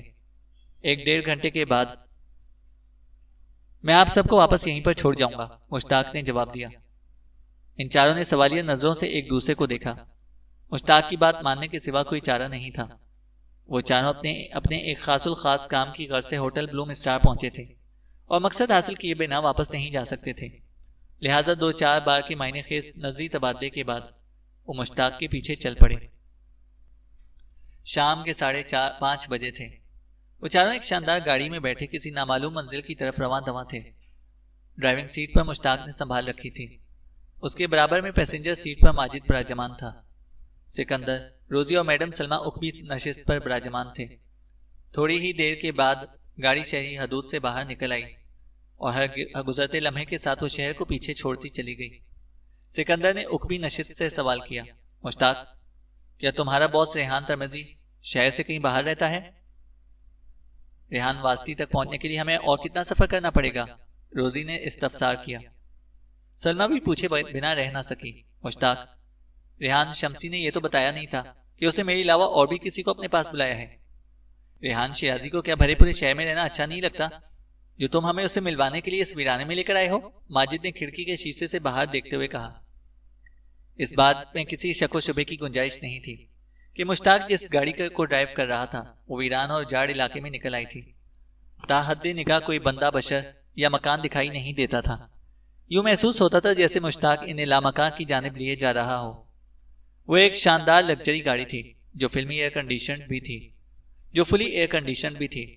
وہ سب گاڑی کے ٹھنڈے ٹھار ماحول میں بیٹھے ہوئے تھے، لیکن ان کے اندر بے چینی رچ بس گئی تھی جب تک وہ ریحان نامی اس چہار پہلو شخص سے مل کر اپنی مطلوبہ چیز حاصل نہیں کر لیتے۔ انہیں اطمینان اور قرار میسر نہیں آ سکتا تھا۔ ان کی طلب نے انہیں مجبور اور بے بس بنا کر رکھ دیا تھا، ورنہ وہ مشتاق جیسے جوکر کے اشاروں پر ناچنے والے تھے نہیں۔ تم لوگ واسطی، شیرازی، شمسی اور ترمزی کے چکر سے نکل ہی آؤ تو اچھا ہے، مشتاق نے ڈرائیونگ جاری رکھتے ہوئے گہری سنجیدگی سے کہا۔ تم صرف یہ یاد رکھو کہ میرے باس کا نام ریحان ہے اور تم لوگ باس سے ایک انتہائی حساس اور بے حد اہم میٹنگ کرنے جا رہے ہو۔ اگر تمہیں سے کوئی باس سے نہیں ملنا چاہتا تو اس نے بڑے ڈرامائی انداز میں توقف کیا، پھر سنسنی خیز لہجے میں اپنی بات مکمل کرتے ہوئے کہا، تو مجھے بتا دے، میں گاڑی روک کر اسے یہیں اتار دیتا ہوں۔ یہ اچھی زبردستی ہے بھائی، میڈم سلمہ نے بیزاری سے کہا۔ چاروں طرف کوئی منظر نہیں ہے، ہم اس اجاڑ بیابان جگہ پر اتر کر کیا کریں گے؟ کہاں جائیں گے؟ یہ زبردستی نہیں بلکہ بدماشی ہے، ماجد نے تیکھی نظر سے اپنے دائیں پہلو میں بیٹھے ہوئے مشتاق کی طرف دیکھتے ہوئے کہا۔ مسٹر مشتاق، تم ہماری بے بسی کو انجوائے کر رہے ہو، ہے نا؟ بھائی، تم لوگوں کو میں زبردستی تو گاڑی سے نیچے اترنے کو نہیں کہہ رہا نا، مشتاق نے اپنی صفائی پیش کرتے ہوئے کہا۔ آپ کی مختلف تبصروں کی روشنی میں نے صرف ایک مشورہ دیا تھا۔ تم اپنے قیمتی مشوروں سے نوازنے کی بجائے مجھے صرف اتنا بتا دو کہ تمہارے باس تک پہنچنے کے لیے ہمیں اور کتنا وقت سفر کرنا پڑے گا، روزی نے خفگی آمیز لہجے میں کہا۔ روزی بالکل ٹھیک کہہ رہی ہے، سکندر نے تائیدی انداز میں کہا۔ بتاؤ ہمارا سفر کتنا باقی ہے؟ اب وہ چاروں مجبور افراد ایک دوسرے کے ناموں سے اچھی طرح واقف ہو چکے تھے، تاہم انہیں ایک دوسرے کے مسائل پر گفتگو کرنے کا موقع نہیں ملا تھا۔ مشتاق اپنی ریسٹ واچ پر نگاہ ڈالنے کے بعد بولا، زیادہ سے زیادہ 10 منٹ کے بعد ہم باس کے پاس ہوں گے۔ ان کے چہروں پر اطمینان جھلکنے لگا۔ اس اطمینان کی عمر پتنگے سے بھی کم ثابت ہوئی۔ اگلے ہی لمحے ان کے سامنے لامتناہی مصائب کا ایک بحر بے قرار ٹھاٹے مارنے لگا تھا۔ ادھر مشتاق کی بات ختم ہوئی، ادھر گاڑی ایک خطرناک جھٹکا لے کر رک گئی۔ وہ چاروں پریشان نظروں سے ایک دوسرے کو دیکھنے لگے۔ گھبرانے کی ضرورت نہیں، مشتاق نے تسلی بھرے انداز میں کہا، میں دیکھتا ہوں کہ یہ کیوں ناراض ہو گئی ہے۔ بات کے اختتام پر مشتاق ڈرائیونگ سائیڈ کا دروازہ کھول کر گاڑی سے باہر نکل گیا۔ وہ گھوم کر گاڑی کے سامنے والے حصے تک پہنچا، پھر بونٹ اٹھا کر انجن پر جھک گیا۔ اب وہ گاڑی کے اندر بیٹھے ہوئے ان افراد کو نظر نہیں آ رہا تھا، یقیناً وہ بونٹ کے پیچھے انجن کے ساتھ مصروف تھا۔ اور گاڑی کے یکدم رک جانے کا سبب معلوم کرنے کی کوشش کر رہا تھا۔ یا اللہ، ہم بیٹھے بٹھائے کس مصیبت میں پھنس گئے، یہ روزی تھی۔ سلمہ نے گھور کر اس کی طرف کو دیکھا اور بولی، بیٹھے بٹھائے تو نہ کہو، ہم نے ضرور ایسا کچھ کیا ہے جس کی وجہ سے ہم اس ریحان کی بات ماننے پر مجبور ہو گئے ہیں۔ سلمہ نے کہا، کچھ بھی نہ کہا اور کہہ بھی گئے کہ عملی تفسیر بیان کی تھی۔ ماجد نے ان کی طرف دیکھے بغیر سپاٹ سی آواز میں کہا، ہمیں اپنے اپنے گریبان میں جھانک کر دیکھنا چاہیے۔ اپنے گریبان کے اندرونی ماحول سے کون واقف نہیں، سکندر نے کسی فلسفی کے انداز میں کہا۔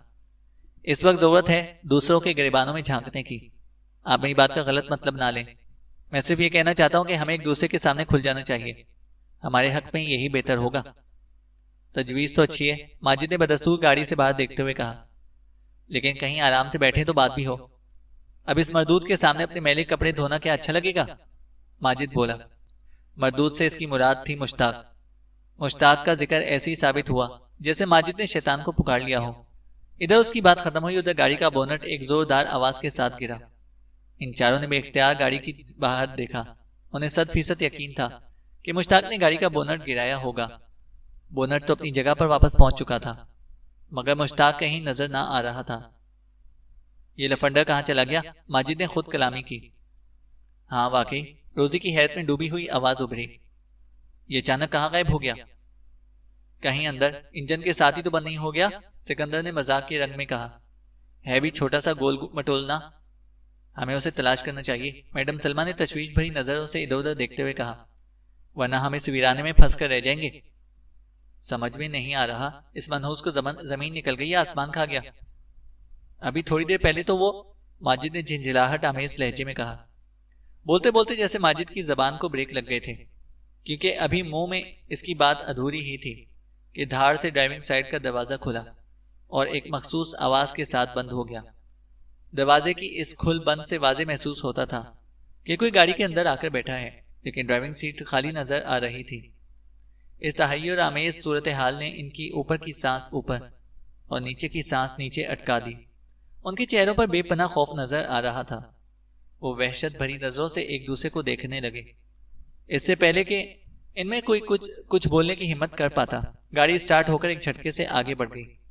ڈرائیونگ سیٹ پر کوئی بھی نظر نہ آ رہا تھا، لیکن ڈرائیونگ کے تمام فنکشنز بڑے مناسب طور پر جاری دکھائی دیتے تھے، جس کے نتیجے میں گاڑی فراٹے بھرتے ہوئے ویرانے میں رواں دواں تھی۔ یہ ایسی سچویشن تھی جو انہوں نے بار بار فلموں میں دیکھی تو تھی، ان کی حقیقی زندگی میں بھی ایسا کوئی واقعہ پیش آ سکتا ہے، اس بارے میں انہوں نے کبھی خواب و خیال میں بھی نہیں سوچا ہوگا۔ ماجد گھر سے نکلتے وقت احتیاطاً اپنا ریوالور بھی ساتھ لے آیا تھا، جو اس کی کوٹ کے نیچے محفوظ تھا۔ بے اختیار اس کا ہاتھ ریوالور کی طرف رنگ گیا۔ اس کے ساتھ ہی اس نے ہمت کر کے ڈرائیونگ سیٹ کی جانب دیکھتے ہوئے کہا، کون ہو تم؟ اس کے سوال کا جواب نہیں آیا۔ گاڑی بدستور کسی نامعلوم منزل کی طرف رواں دواں تھی۔ ماجد نے قدرے سختی سے استفسار کیا، میں نے پوچھا ہے تم کون ہو؟ اس کی آواز صدا با سحر ثابت ہوئی۔ ماجد نے ریوالور نکال کر ڈرائیونگ سیٹ کی طرف تان دیا اور تحکمانہ لہجے میں بولا، گاڑی روکو ورنہ میں گولی چلا دوں گا۔ نادیدہ ڈرائیور پر ماجد کی خطرناک دھمکی کا کوئی اثر نہ ہوا۔ گاڑی ہوا کی رفتار سے آگے بڑھ رہی تھی۔ اس صورتحال نے ماجد کو ایک سنگین فیصلہ کرنے پر مجبور کر دیا۔ اس نے نادیدہ ڈرائیور کا نشانہ لے کر پہ در پہ فائر کر دیا۔ ٹھائیں ٹھائیں، گاڑی کی خنک فضا فائرنگ کی آواز سے گونج اٹھی۔ پچھلی سیٹ پر موجود سکندر، سلمہ اور روزی کو جیسے موت کے خوفناک پنجوں نے اپنی گرفت میں لے رکھا تھا۔ ان کے آگے وحشت اگل رہی تھی اور زبانوں پر من کے قفل پڑ گئے تھے۔ وہ بے بسی کے فریم میں جڑی حسرت و یاس کی ایک تصویر دکھائی دیتی تھی۔ ماجد نے آخری کوشش کے طور پر بے طرفے فائر کر کے اپنے ریوالور کے چیمبرز خالی کر ڈالے۔ صورتحال کی سنگینی میں رتی بھر فرق نہ آیا۔ جھلاہٹ میں اس نے خالی ریوالور بھی نادیدہ ڈرائیور کی کھوپڑی پر دے مارا۔ جب اس سے بھی کچھ نہ ہوا تو وہ اکبی نشست کی جانب دیکھتے ہوئے وحشیانہ انداز میں چلایا، ہم موت کے منہ میں جا رہے ہیں، دروازے کھول کر نیچے کود جاؤ۔ ویرانے میں استعادہ وہ قلعہ نما گھر ہیبت اور وحشت کی منہ بولتی تصویر تھا۔ کسی زمانے میں وہاں درجنوں افراد سکونت پذیر تھے، لیکن امتداد زمانے نے اس کا اندر باہر بدل کر رکھ دیا تھا۔ اس وقت وہاں صرف دو افراد موجود تھے، ایک زندہ اور دوسرا مردہ۔ مردہ ایک جادوگرنی تھی، جس کی لاش کو تابوت سمیت زندہ شخص قربان قبرستان سے کھود کر اس ویران اجاڑ گھر میں لے کر آیا تھا۔ پرویز نامی وہ زندہ شخص بڑی اسپیشل قسم کی شکتی حاصل کرنے کے لیے مارتھا نامی جادوگرنی کی لاش کے ساتھ ایک شیطانی عمل کرنا چاہتا تھا۔ وہ اس وقت تہخانے میں رکھے مارتھا کے تابوت کے سامنے موجود تھا۔ تابوت ایک میز کے اوپر رکھا تھا اور شیطان کا پیروکار پرویز تابوت کے سامنے کھڑا تھا۔ بس چند منٹ اور، پرویز نے تابوت پر نگاہ جما کر اضطراری انداز میں ہاتھ ملتے ہوئے کہا، پھر میرا عمل شروع ہو جائے گا۔ یوں محسوس ہوتا تھا وہ تابوت میں ساکت و جامد پڑی مارتھا کی لاش سے مخاطب ہو۔ میں نے اپنے دستے راست موسیٰ کو ایک خاص مشن پر روانہ کیا ہوا ہے۔ وہ 5-6 منٹ میں کامیاب واپس لوٹنے والا ہے۔ وہ چاروں احمق اسے مشتاق کے نام سے جانتے ہیں، لیکن وہ مشتاق نہیں، موسیٰ ہے۔ وہ چاروں اتنی آسانی سے یہاں تک آنے والے نہیں تھے۔ اس سلسلے میں سر یعنی شیطان نے میری اور موسیٰ کی بھرپور مدد کی ہے۔ ان کے خلاف سارا مواد مجھے سر ہی نے مہیا کیا ہے، اور ویران علاقے میں مشتاق یعنی موسیٰ کو نادیدہ بنا کر سر نے گویا ان چاروں کی سٹی گم کر دی ہوگی۔ ماجد نے ہیرو بننے کی کوشش میں اپنا ریوالور بھی خالی کر ڈالا، گدھا کہیں کا۔ وہ بڑی محبت اور لگاوٹ سے مارتھا کے تابوت پر ہاتھ پھیرنے لگا۔ آج میں سر کی ہدایت پر عمل کر کے اپنا ایک دیرینہ خواب پورا کرنے میں کامیاب ہو جاؤں گا۔ تم، وہ مارتھا کی لاش سے مخاطب ہوتے ہوئے بولا، میرے مخصوص عمل کے نتیجے میں چند لمحوں کے لیے زندہ ہو جاؤ گی اور سر کے حکم پر مجھے وہ من کا دو گی جس کی مدد سے میں خود کو انویزیبل یعنی نادیدہ بنانے پر قادر ہو جاؤں گا۔ ہاں ہاں ہاں، چند منٹ باقی ہیں۔ پھر وہ بولتے بولتے اچانک رک گیا، پھر چوکنا انداز میں تہخانے کے داخلی دروازے کی طرف دیکھنے لگا۔ ایک لمحے کی سوچ بچار کے بعد اس نے خود کلامی کے انداز میں کہا، شاید ان چاروں کو لے آنے والی گاڑی یہاں پہنچ گئی ہے۔ موسیٰ کا کام ویرانے میں ختم ہو گیا تھا، سر نے اسے راستے ہی میں نادیدہ بنا کر فارغ کر دیا تھا۔ اس کے بعد سر ہی نے گاڑی کو یہاں تک پہنچانا تھا اور وہ پہنچ گئی ہے۔ وہ تیز تیز قدموں سے چلتے ہوئے تہخانے سے باہر آنے لگا۔ اس دوران میں اس کی خود کلامی بھی جاری تھی۔ یہاں سے میرا کام شروع ہوتا ہے۔ میں ان چاروں کو ایک چھوٹا سا ٹریلر بھی دکھا کر وحشت زدہ کروں گا۔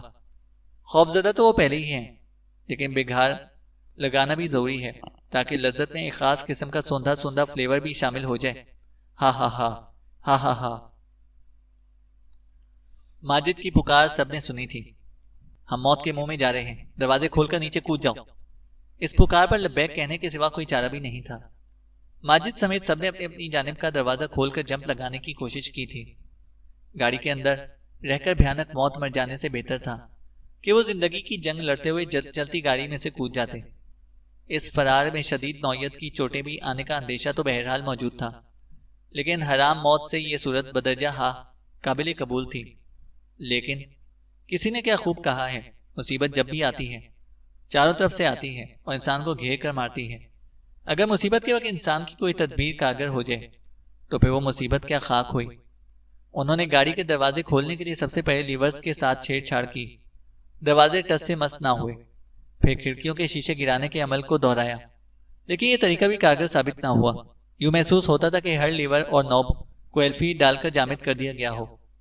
ان کی تمام تر کوششوں کے دوران میں بغیر ڈرائیور کی گاڑی اپنی نامعلوم منزل کی طرف گامزن تھی۔ پے در پے ناکامیوں کے بعد ان پر جھنجھلاہٹ سوار ہو گئی۔ جلدی یہ جھنجھلاہٹ وحشت میں بدل گئی۔ بغیر ڈرائیور کے بھاگتی ہوئی گاڑی نے ویسے ہی ان کی روح کو فنا کر رکھا تھا۔ انہوں نے زندگی بچانے کی آخری کوشش میں گاڑی کے دروازوں پر لات مکے برسانا شروع کر دیے، لیکن ایسا دکھائی دیتا تھا جیسے وہ دروازے نہیں، سیسا پلائی ہوئی دیوار ہو۔ اسی بے سر و سامانی اور قسم پرسی میں روزی کی آواز ابھری۔ وہ پیسنجر سیٹ پر موجود ماجد سے مخاطب تھی، مسٹر ماجد، آپ تھوڑی سی ہمت کر کے ڈرائیونگ سیٹ پر قبضہ کر لیں۔ گاڑی کا کنٹرول آپ کے ہاتھ میں ہوگا تو ہم خود کو بچانے کے لیے زیادہ بہتر انداز میں کوشش کر سکیں گے۔ ڈرائیونگ سیٹ پر قبضہ کر لوں؟ ماجد نے جواباً منہ بگاڑ کر کہا، یہ جو یہاں بیٹھا ہے اس سے کون نپٹے گا؟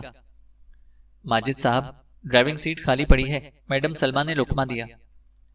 ڈرائیونگ سیٹ خالی پڑی ہے تو پھر اس گاڑی کو کون چلا رہا ہے؟ سکندر نے سراسیمہ لہجے میں کہا۔ ماجد ٹھیک کہہ رہے، وہ شیطان مشتاق ہماری نظروں سے تو اوجھل ہے، لیکن مجھے یقین ہے کہ گاڑی کا اسٹیئرنگ اسی کے ہاتھ میں ہے۔ سکندر صاحب، آپ کے لیے تو یہی بہتر ہے کہ ہاتھ پاؤں پر مہندی لگا کر مائیوں بیٹھ جائیں، روزی نے طنزیہ لہجے میں کہا۔ اور مسٹر ماجد، آپ چوڑیاں پہن کر یہ گانا گائیں، میرے ہاتھوں میں 9 چوڑیاں ہیں۔ تھوڑا ٹھہرو، سجن مجبوریاں ہیں۔ بات ختم کرتے ہی روزی نے جھکے جھکے اکبی نشست سے آگے اگلی نشست کی جانب آنے کی کوشش کی۔ میڈم سلمہ نے اسے بحفاظت تھام لیا اور گھبرائے ہوئے لہجے میں مستفسر ہوئی، کیا کر رہی ہو؟ ڈرائیونگ سیٹ پر جا رہی ہوں، روزی نے بڑے عزم سے کہا۔ یہ کیا حماقت ہے؟ سلمہ چلائی۔ جس گھر کے مرد ٹی وی کے سامنے بیٹھ کر پورا دن گزار دیں، اس گھر کی عورت کو زندگی کی جنگ لڑنے کے لیے گھر سے باہر نکلنا پڑتا ہے، روزی نے بڑے جذباتی انداز میں کہا۔ اس گاڑی میں موجود دونوں مردوں نے چٹیاں رکھ لی ہیں، اپنی اور ان کی بقا کے لیے اب ہمیں ہی ہاتھ پاؤں مارنا پڑیں گے، روزی نے کہا۔ ٹھہرو، تم رکو، میں جاتی ہوں۔ ڈرائیونگ سیٹ پر سلمہ نے روزی کو اپنی جانب کھینچتے ہوئے کہا۔ نہیں، میں جاؤں گی، روزی ضدی لہجے میں بولی۔ اسی لمحے گاڑی ایک خوفناک جھٹکا لے کر رک گئی۔ گاڑی کے رکتے ہی چاروں دروازے یک بہ یک کھل گئے۔ انہوں نے آؤ دیکھا نہ تاؤ کھلے ہوئے ان دروازوں سے باہر کو کود گئے۔ باہر آنے کے بعد انہوں نے دیکھا گاڑی قلعہ نما ایک عمارت کے سامنے رکی تھی۔ اس ویرانے میں وہ عملی عمارت اکیلی ہی نظر آ رہی تھی۔ انہوں نے سوالیہ نظروں سے ایک دوسرے کی طرف دیکھا۔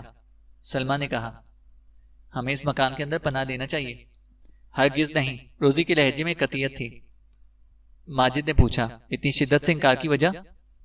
اس کی مخاطب یقیناً روزی ہی تھی، لہٰذا روزی نے ہی اسے جواب دیا۔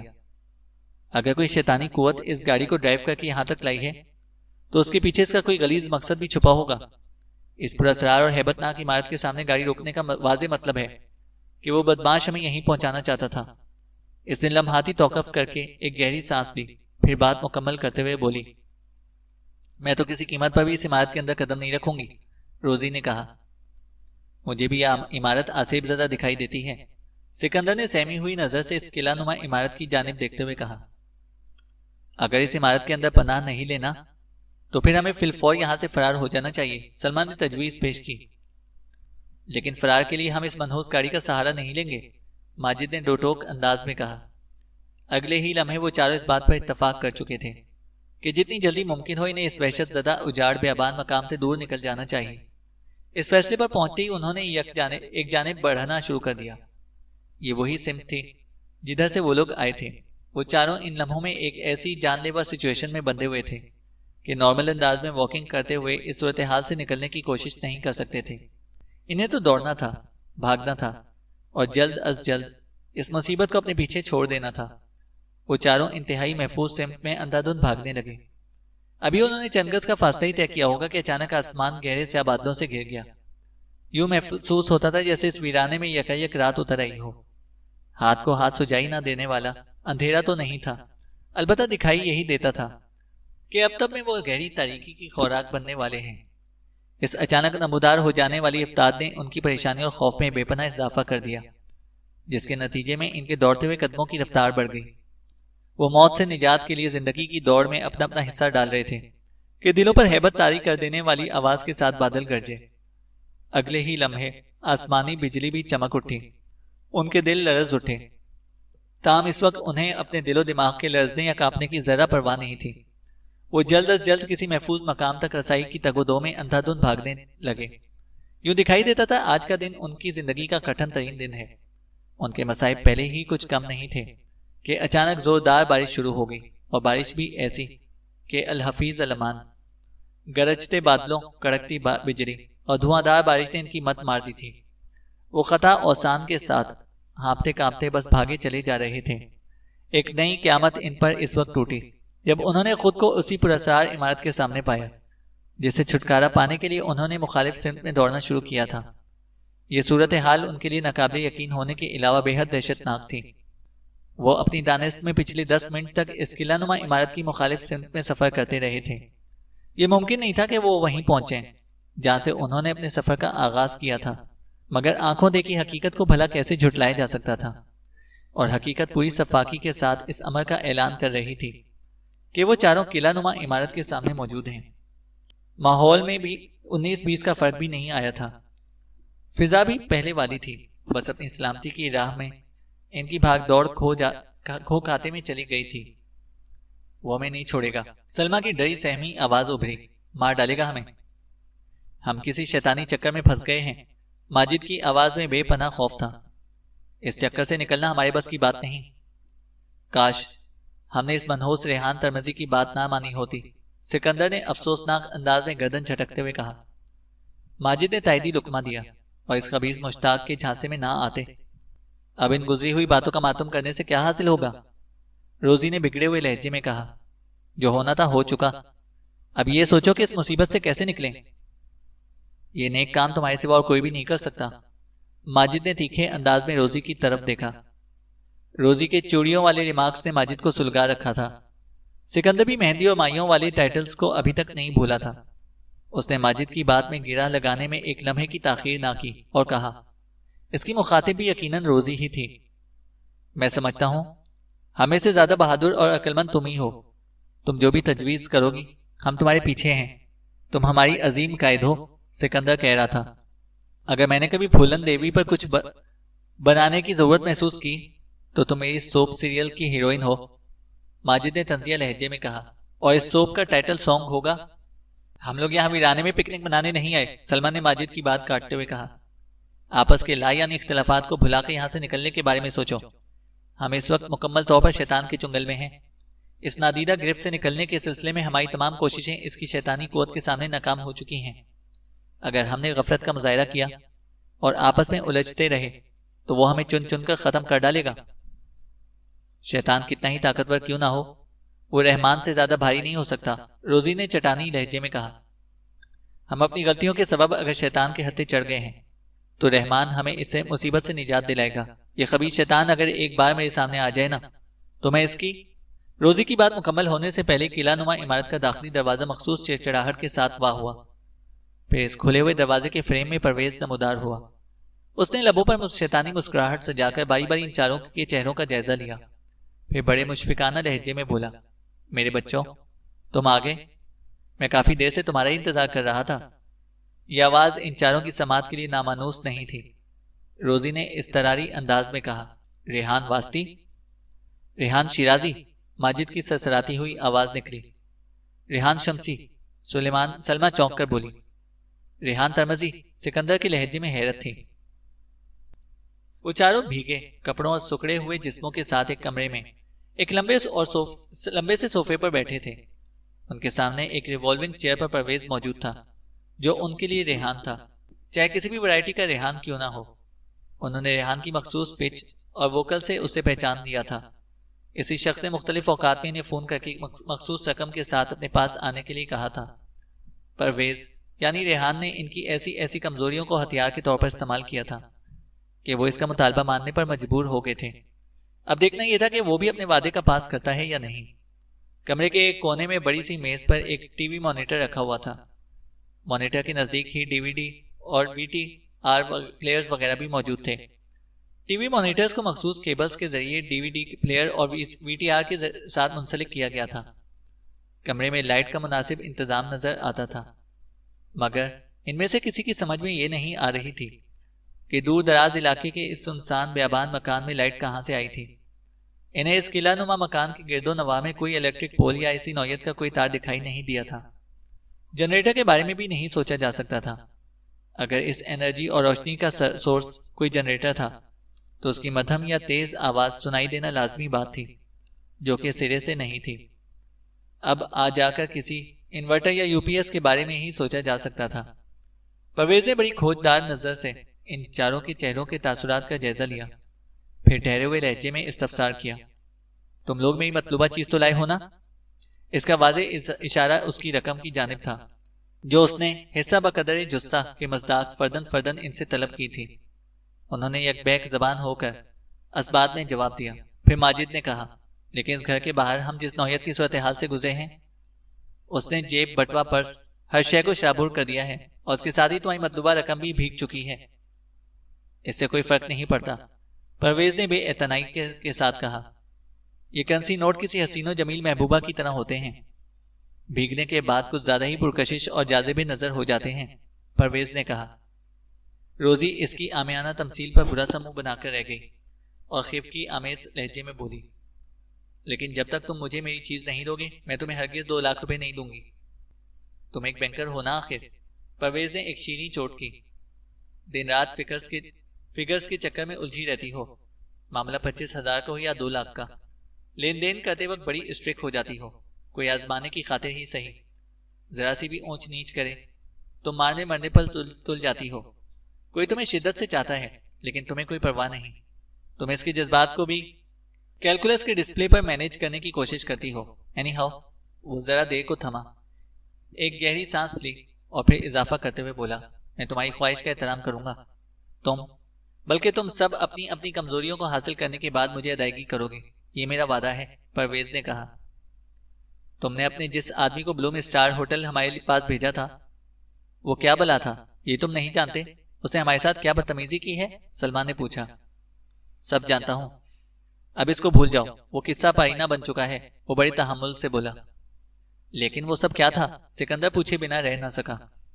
وہ تو کچھ بھی نہیں تھا، پرویز نے سکندر ہی کے انداز میں جواب دیا اور دوسروں کے جانب متوجہ ہوتے ہوئے بولا، اب میں آپ لوگوں کو ٹی وی مانیٹرز پر وہ زرعی نمونے ڈسپلے کر کے دکھاتا ہوں جن کو حاصل کرنے کے لیے تم یہاں آئے ہو، تاکہ تمہیں یقین آ جائے کہ میں نے تم لوگوں کے ساتھ کوئی دھوکہ نہیں کیا، پرویز نے کہا۔ لیکن یہ انتہائی غیر اخلاقی ہوگا کہ سلمہ بات کی بات ادھوری رہ گئی۔ اس وقت تم چاروں ایک حمام میں موجود ہو، پرویز سلمہ کی بات کاٹتے ہوئے بولا، اور تم میں سے ہر ایک یہ بات اچھی طرح جانتا ہے کہ ایک حمام میں موجود لوگوں کا کسی سے کچھ بھی چھپا ہوا نہیں ہوتا۔ مجھے یقین ہے تم لوگ ایک دوسرے کے کارنامے دیکھ کر انہیں فراموش کر دو گے، اسی میں تمہاری بھلائی ہے۔ ان چاروں میں سے کوئی کچھ نہ بولا۔ وہ تھوڑی دیر پہلے قلعہ نما مکان کے باہر جس نوعیت کے تحیر آمیز اور وحشت خیز حالات سے گزرے تھے، اور اس کے باوجود بھی وہ پرویز کے بلاوے پر گھر کے اندر آ گئے تھے، تو اس میں پرویز کی سحر انگیز آواز کا اثر تھا۔ وہ پرویز کے سامنے خود کو ایک عجیب سی بے بسی اور لاچارگی کے عالم میں محسوس کرتے تھے۔ آخر کو وہ شیطان کا ہونہار چیلا تھا، کوئی مذاق نہیں تھا۔ آئندہ 10 منٹ کے اندر پرویز نے ڈی وی ڈی اور ڈی وی میں کیچر مواد کو ٹی وی مانیٹر ڈسپلے کر کے انہیں دکھا دیا۔ سکندر اور سلمہ کے حوالے سے کچھ دستاویزی فوٹیجز بھی تھے، وہ بھی اسکرین پر چلا دیے گئے۔ پرویز کی اس محنت کے نتیجے میں ان چاروں کو یقین آ گیا کہ پرویز نے ان کے ساتھ کوئی غلط بیانی یا فراڈ نہیں کیا۔ اگلے مرحلے پر پرویز نے نہایت دیانتداری کے ساتھ انہیں ان کے اعمال نامے کے زندہ جاوید ثبوت فراہم کر دیے۔ انہوں نے پرویز کی مطلوبہ بھیگی ہوئی رقم اس کے حوالے کر دی۔ ماجد ایک جھٹکے سے اٹھ کر کھڑا ہو گیا اور بولا، اب ہم جائیں؟ کہاں جاؤ گے عظیم پروڈیوسر صاحب؟ پرویز نے استہزائیہ لہجے میں پوچھا۔ اپنے گھر، اور کہاں؟ ماجد نے حیرت بھری نظر سے اس کی طرف دیکھا۔ جو ہارر پلے یہاں شوٹ ہونے والا ہے اس کے ایگزیکٹو پروڈیوسر تو تم ہی ہو، پرویز نے طنزیہ انداز میں کہا۔ تمہیں تو سیٹ پر موجود رہنا ہوگا۔ ہارر پلے؟ یہ کیا بکواس ہے؟ ماجد نے غصیلے لہجے میں پوچھا۔ ہاں، ایک دم ہارر، رگوں میں خون منجمد کر دینے والا، پرویز نے ڈرامائی انداز میں کہا۔ اور تم چاروں اس پلے کے کردار ہو۔ تمہارے علاوہ بھی ایک اور کردار ہے، میں بہت جلد تمہیں اس 5ویں کردار تک پہنچانے والا ہوں، پرویز نے کہا۔ یہ تم نے کون سی نئی کہانی شروع کر دی؟ روزی کے استفسار میں جھنجھلاہٹ بھری تھی۔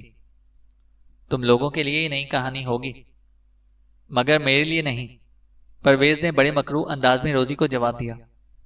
اور یہ کہانی اسی 5ویں کردار کے گرد گھومتی ہے جو اس گھر کے تہخانے میں ایک تابوت کے اندر بند ہے، پرویز بولا۔ تابوت کے اندر؟ سلمان نے کپاتی ہوئی آواز میں کہا۔ کیا تم کسی لاش کا ذکر کر رہے ہو؟ کریکٹ، پرویز نے تصدیقی انداز میں کہا۔ تم بہت ذہین ہو میڈم سلمہ۔ تم کسی لاش کا مدعا ہمارے سر ڈالنے کا ارادہ تو نہیں رکھتے؟ سکندر نے تیکھے انداز میں پوچھا۔ تمہاری کھوپڑی الٹا سوچتی ہے سکندر بابو، پرویز نے مذاق اڑانے والے انداز میں کہا۔ میں لاش کا مدعا تمہارے سر نہیں بلکہ تم چاروں کا مدعا اس لاش کے تابوت ڈالنے کا ارادہ رکھتا ہوں، پرویز نے کہا۔ کیا مطلب ہے تمہارا؟ روزی بگڑ کر بولی۔ مطلب بہت سادہ اور آسان ہے، پرویز نے ٹھہرے ہوئے لہجے میں کہا۔ میں تم چاروں کی مدد سے اس تابوت کے ساتھ ایک دلچسپ کھیل کھیلوں گا۔ کیا تمہیں معلوم ہے اس تابوت کے اندر کس کی لاش بند ہے؟ ہمیں کچھ معلوم نہیں، سلمہ کی سہمی ہوئی آواز خارج ہوئی۔ میں بتاتا ہوں، پرویز نے مدبرانہ انداز میں کہا۔ تابوت کے اندر ایک معروف جادوگرنی مارتھا کی لاش رکھی ہوئی ہے جس کا انتقال چند روز پہلے ہوا تھا۔ میں خاص عمل کے لیے مارتھا کے تابوت کو قبرستان سے نکال کر اس ویران سنسان مکان میں لے کر آیا ہوں، پرویز نے کہا۔ آخر تم کرنا کیا چاہتے ہو؟ سکندر نے متوحش لہجے میں پرویز کی طرف دیکھا۔ میں مارتھا کی لاش کو چند لمحوں کے لیے زندہ کرنا چاہتا ہوں، مجھے اس سے ایک ضروری کام ہے، پرویز نے سفاکی سے کہا۔ لیکن کسی مارتھا کی لاش سے ہمارا کیا تعلق؟ ماجد نے بے حد خوفزدہ لہجے میں استفسار کیا۔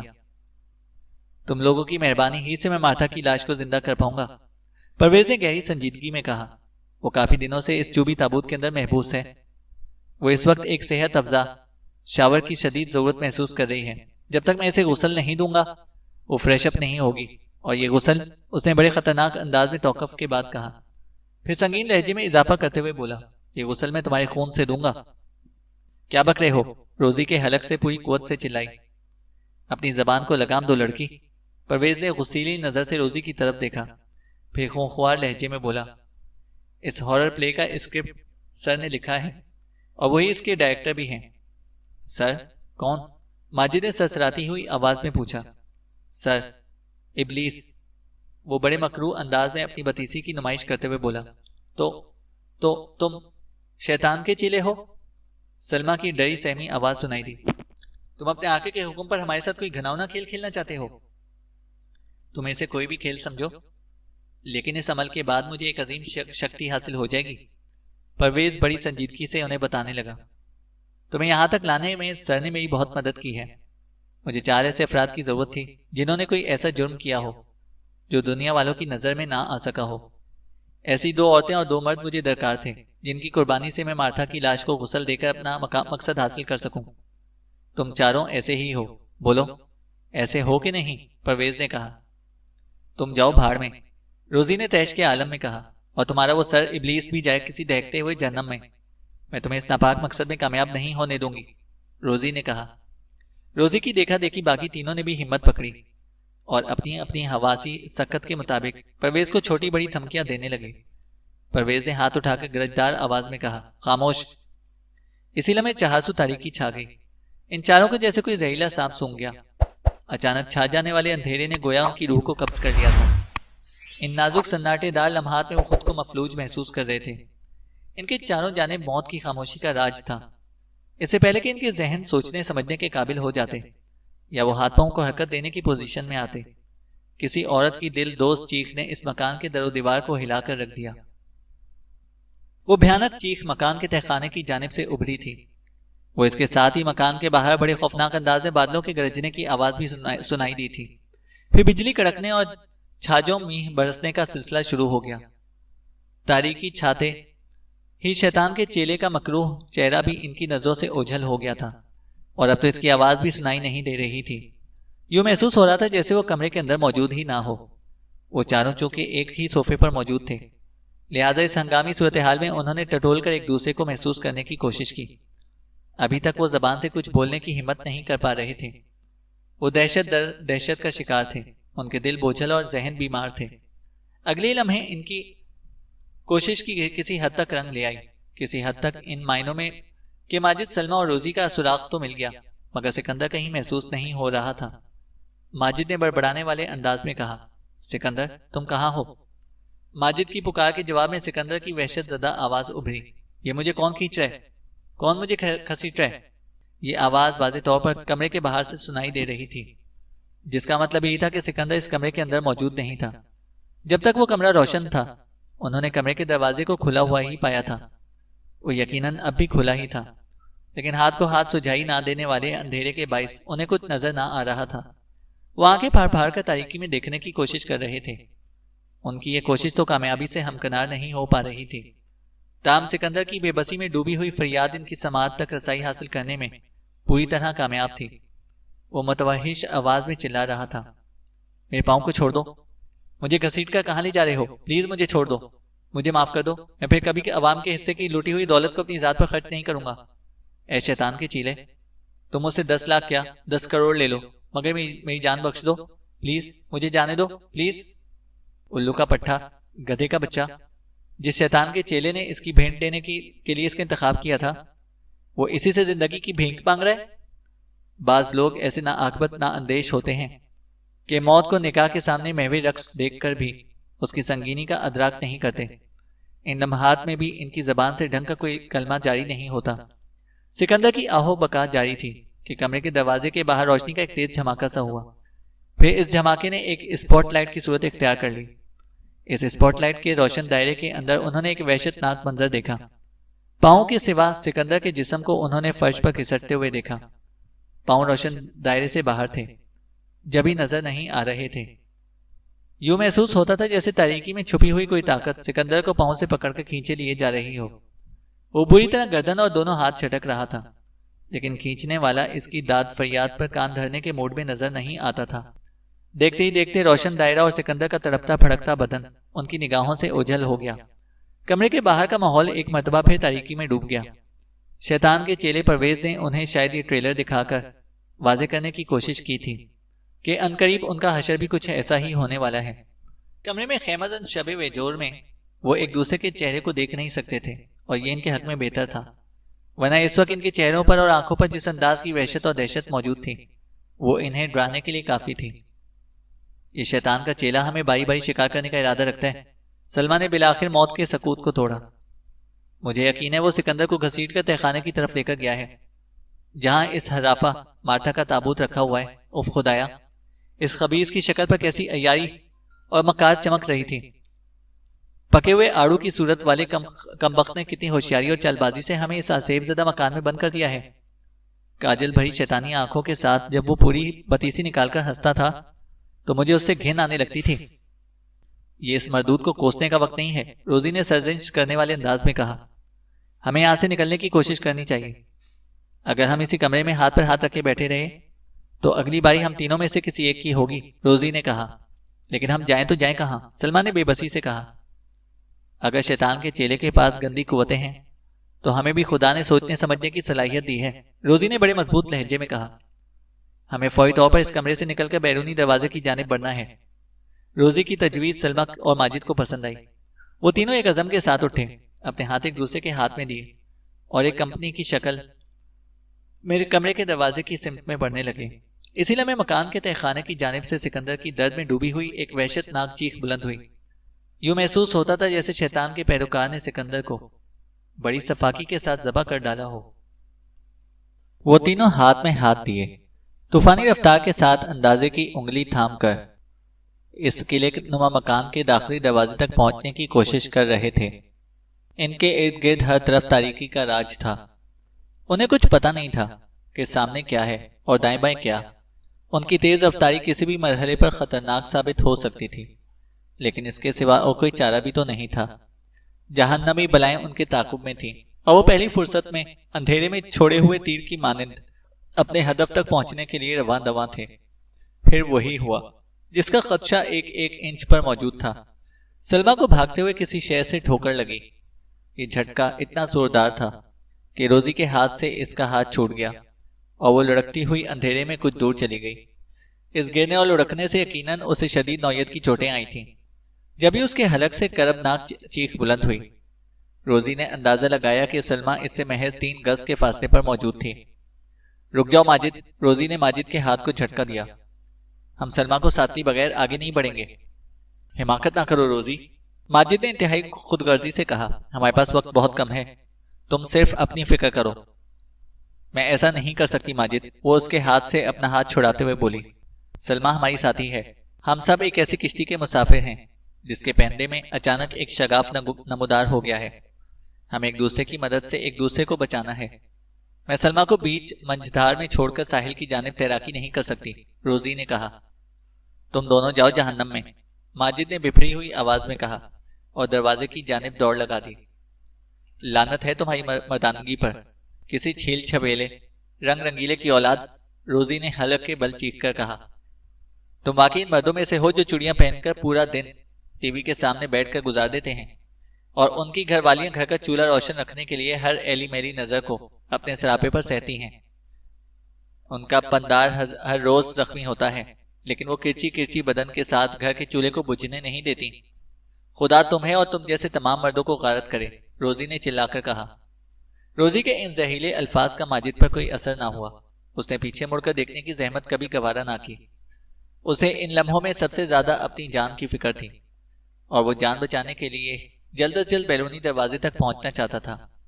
ایک تو موجودہ حالات نے روزی کو چراغپا کر کے رکھا تھا، دوسرے وہ فطری طور پر بھی آتش مزاج تھی۔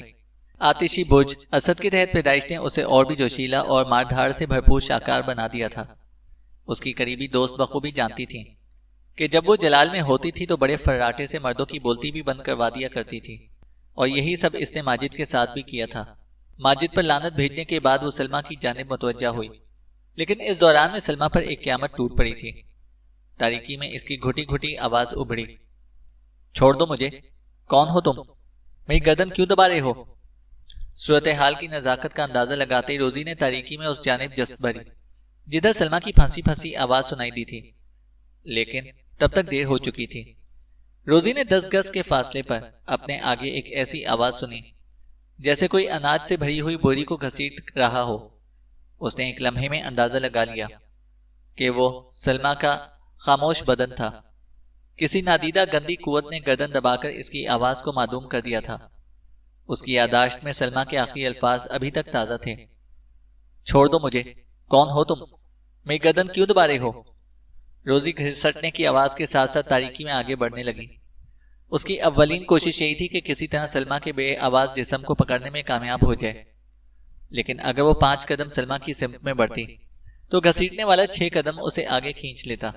روزی نے ہمت نہ ہاری اور آگے ہی آگے بڑھتی چلی گئی۔ اس دوران میں وہ دل ہی دل میں اس پکے ہوئے آڑو کے چہرے والے ابن شیطان ریحان واسطی پرویز کو بھی کوستی جا رہی تھی۔ اس کے کوسنوں میں سب سے دلچسپ کوسنا یہ تھا، کمبخت نے اس بار اسپاٹ لائٹ بھی روشن نہیں کی۔ اگر روشنی کا دائرہ کہیں پڑ رہا ہوتا تو میں بآسانی اسے دیکھ لیتی کہ سلمیٰ ہے کس سمت۔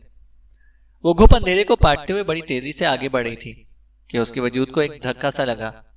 اسے یوں محسوس ہوا جیسے وہ بلندی سے پستی کی جانب لڑک گئی ہے۔ جلدی اس کی سمجھ میں آ گیا کہ وہ زینے پر پھسلی تھی۔ اگلے لمحے ایک قیامت خیز خیال نے اسے لرزا کر رکھ دیا۔ نیچے کی جانب جانے والے زینے کا ایک ہی مطلب تھا کہ وہ مکان کے تہخانے کی طرف جا رہی تھی، جہاں کسی مارتھا نامی جادوگرنی کی لاش تابوت میں رکھی تھی، اور یہ شیطان کا فرزند ریحان واسطی ان کے خون سے مارتھا کی لاش کو غسل دے کر چند لمحوں کے لیے اسے زندہ کرنا چاہتا تھا۔ ان خطرناک خیالات کے ساتھ ہی روزی کے جی میں خواہش پیدا ہوئی کہ وہ اسی زینے کی کگر کو تھام کر خود کو تہخانے میں پہنچنے سے بچا لے، لیکن اس سے پہلے کہ اس کا ہاتھ کسی قدمچے کی کگر کو پکڑنے میں کامیاب ہوتا، اس کا سر بڑی زور سے کسی سخت سہ کے ساتھ ٹکرایا اور اس کی آنکھوں کے سامنے اندھیرا پھیلتا چلا گیا۔ اندھیرا تو پہلے اس کے تمام تر ماحول پر چھایا ہوا تھا۔ اس چوٹ نے تو اس کے دماغ کو تاریکی کے حوالے کر دیا تھا۔ اس کی سماعت نے جو آخری آواز سنی وہ سلمیٰ کی بلبلاہٹ کی تھی۔ اسے یوں محسوس ہوا جیسے شیطان کی اولاد نے سلمیٰ کے نرخرے پر کسی کن چھری کو آزما ڈالا ہو۔ پھر اس کا ذہن تاریکی میں ڈوبتا چلا گیا۔ روزی کو کچھ اندازہ نہیں تھا کہ وہ کتنی دیر تک بے ہوش رہی تھی۔ اس کی آنکھ کسی گڑگڑانے کی آواز سے کھلی تھی۔ اس نے فوراً ملتجی آواز کو پہچان لیا۔ وہ ڈرامہ پروڈیوسر ماجد تھا، جسے شیطان کے چیلے نے ایک کھلے ہوئے تابوت پر الٹا لٹکا رکھا تھا۔ تہخانے کے اندر ملگجی سی روشنی دکھائی دے رہی تھی۔ یہ روشنی اس مشعل سے پھوٹ رہی تھی جو تابوت کے قریبی ایک دیوار پر آویزاں تھی۔ ماجد پوری طرح اس کے رحم و کرم پر دکھائی دیتا تھا۔ شیطان کے پیروکار کے ہاتھ میں ایک تیز دھار چھری روزی کو صاف دکھائی دے رہی تھی، جس کا خطرناک پھل ماجد کی گدی کے اوپر ٹکا ہوا تھا۔ ریحان واسطی یعنی پرویز کی پشت روزی کی طرف تھی اور وہ زینے کے تاریک حصے میں پڑی تھی۔ پرویز کی نظر اس پر نہیں پڑ سکی تھی، جبکہ روزی اس کی کارروائی کو بڑی آسانی سے دیکھ رہی تھی۔ جس بڑی سی لکڑی کی میز پر مارتھا والا تابوت رکھا نظر آ رہا تھا، اس کے اوپر تابوت کے پہلو میں 2 انسانی بدن بے حس و حرکت پڑے ہوئے تھے۔ وہ یقیناً سکندر اور سلمیٰ کے مردہ جسم تھے، جن کی وہ شیطان بھینٹ چرا چکا تھا، اور چند لمحوں بعد ان میں ایک تیسرے مردہ بدن کا اضافہ ہونے والا تھا، ڈرامہ پروڈیوسر ماجد کے بدن کا۔ روزی سلمیٰ کی بہیمانہ موت کا تصور کر کے لرز اٹھی۔ اسی لمحے ماجد کی منت سماجت اس کے سماعت سے ٹکرائی۔ دیکھو، میں نہیں جانتا تم ریحان شیرازی ہو یا کوئی اور، بس تم مجھے معاف کر دو۔ جاں بخشی کے بدلے میں تم مجھ سے جتنی بھی دولت مانگو گے میں دینے کو تیار ہوں، اور اگر تمہیں قربانی کے لیے اور انسانوں کی بھی ضرورت ہے تو میں مہیا بھی کرنے کو تیار ہوں۔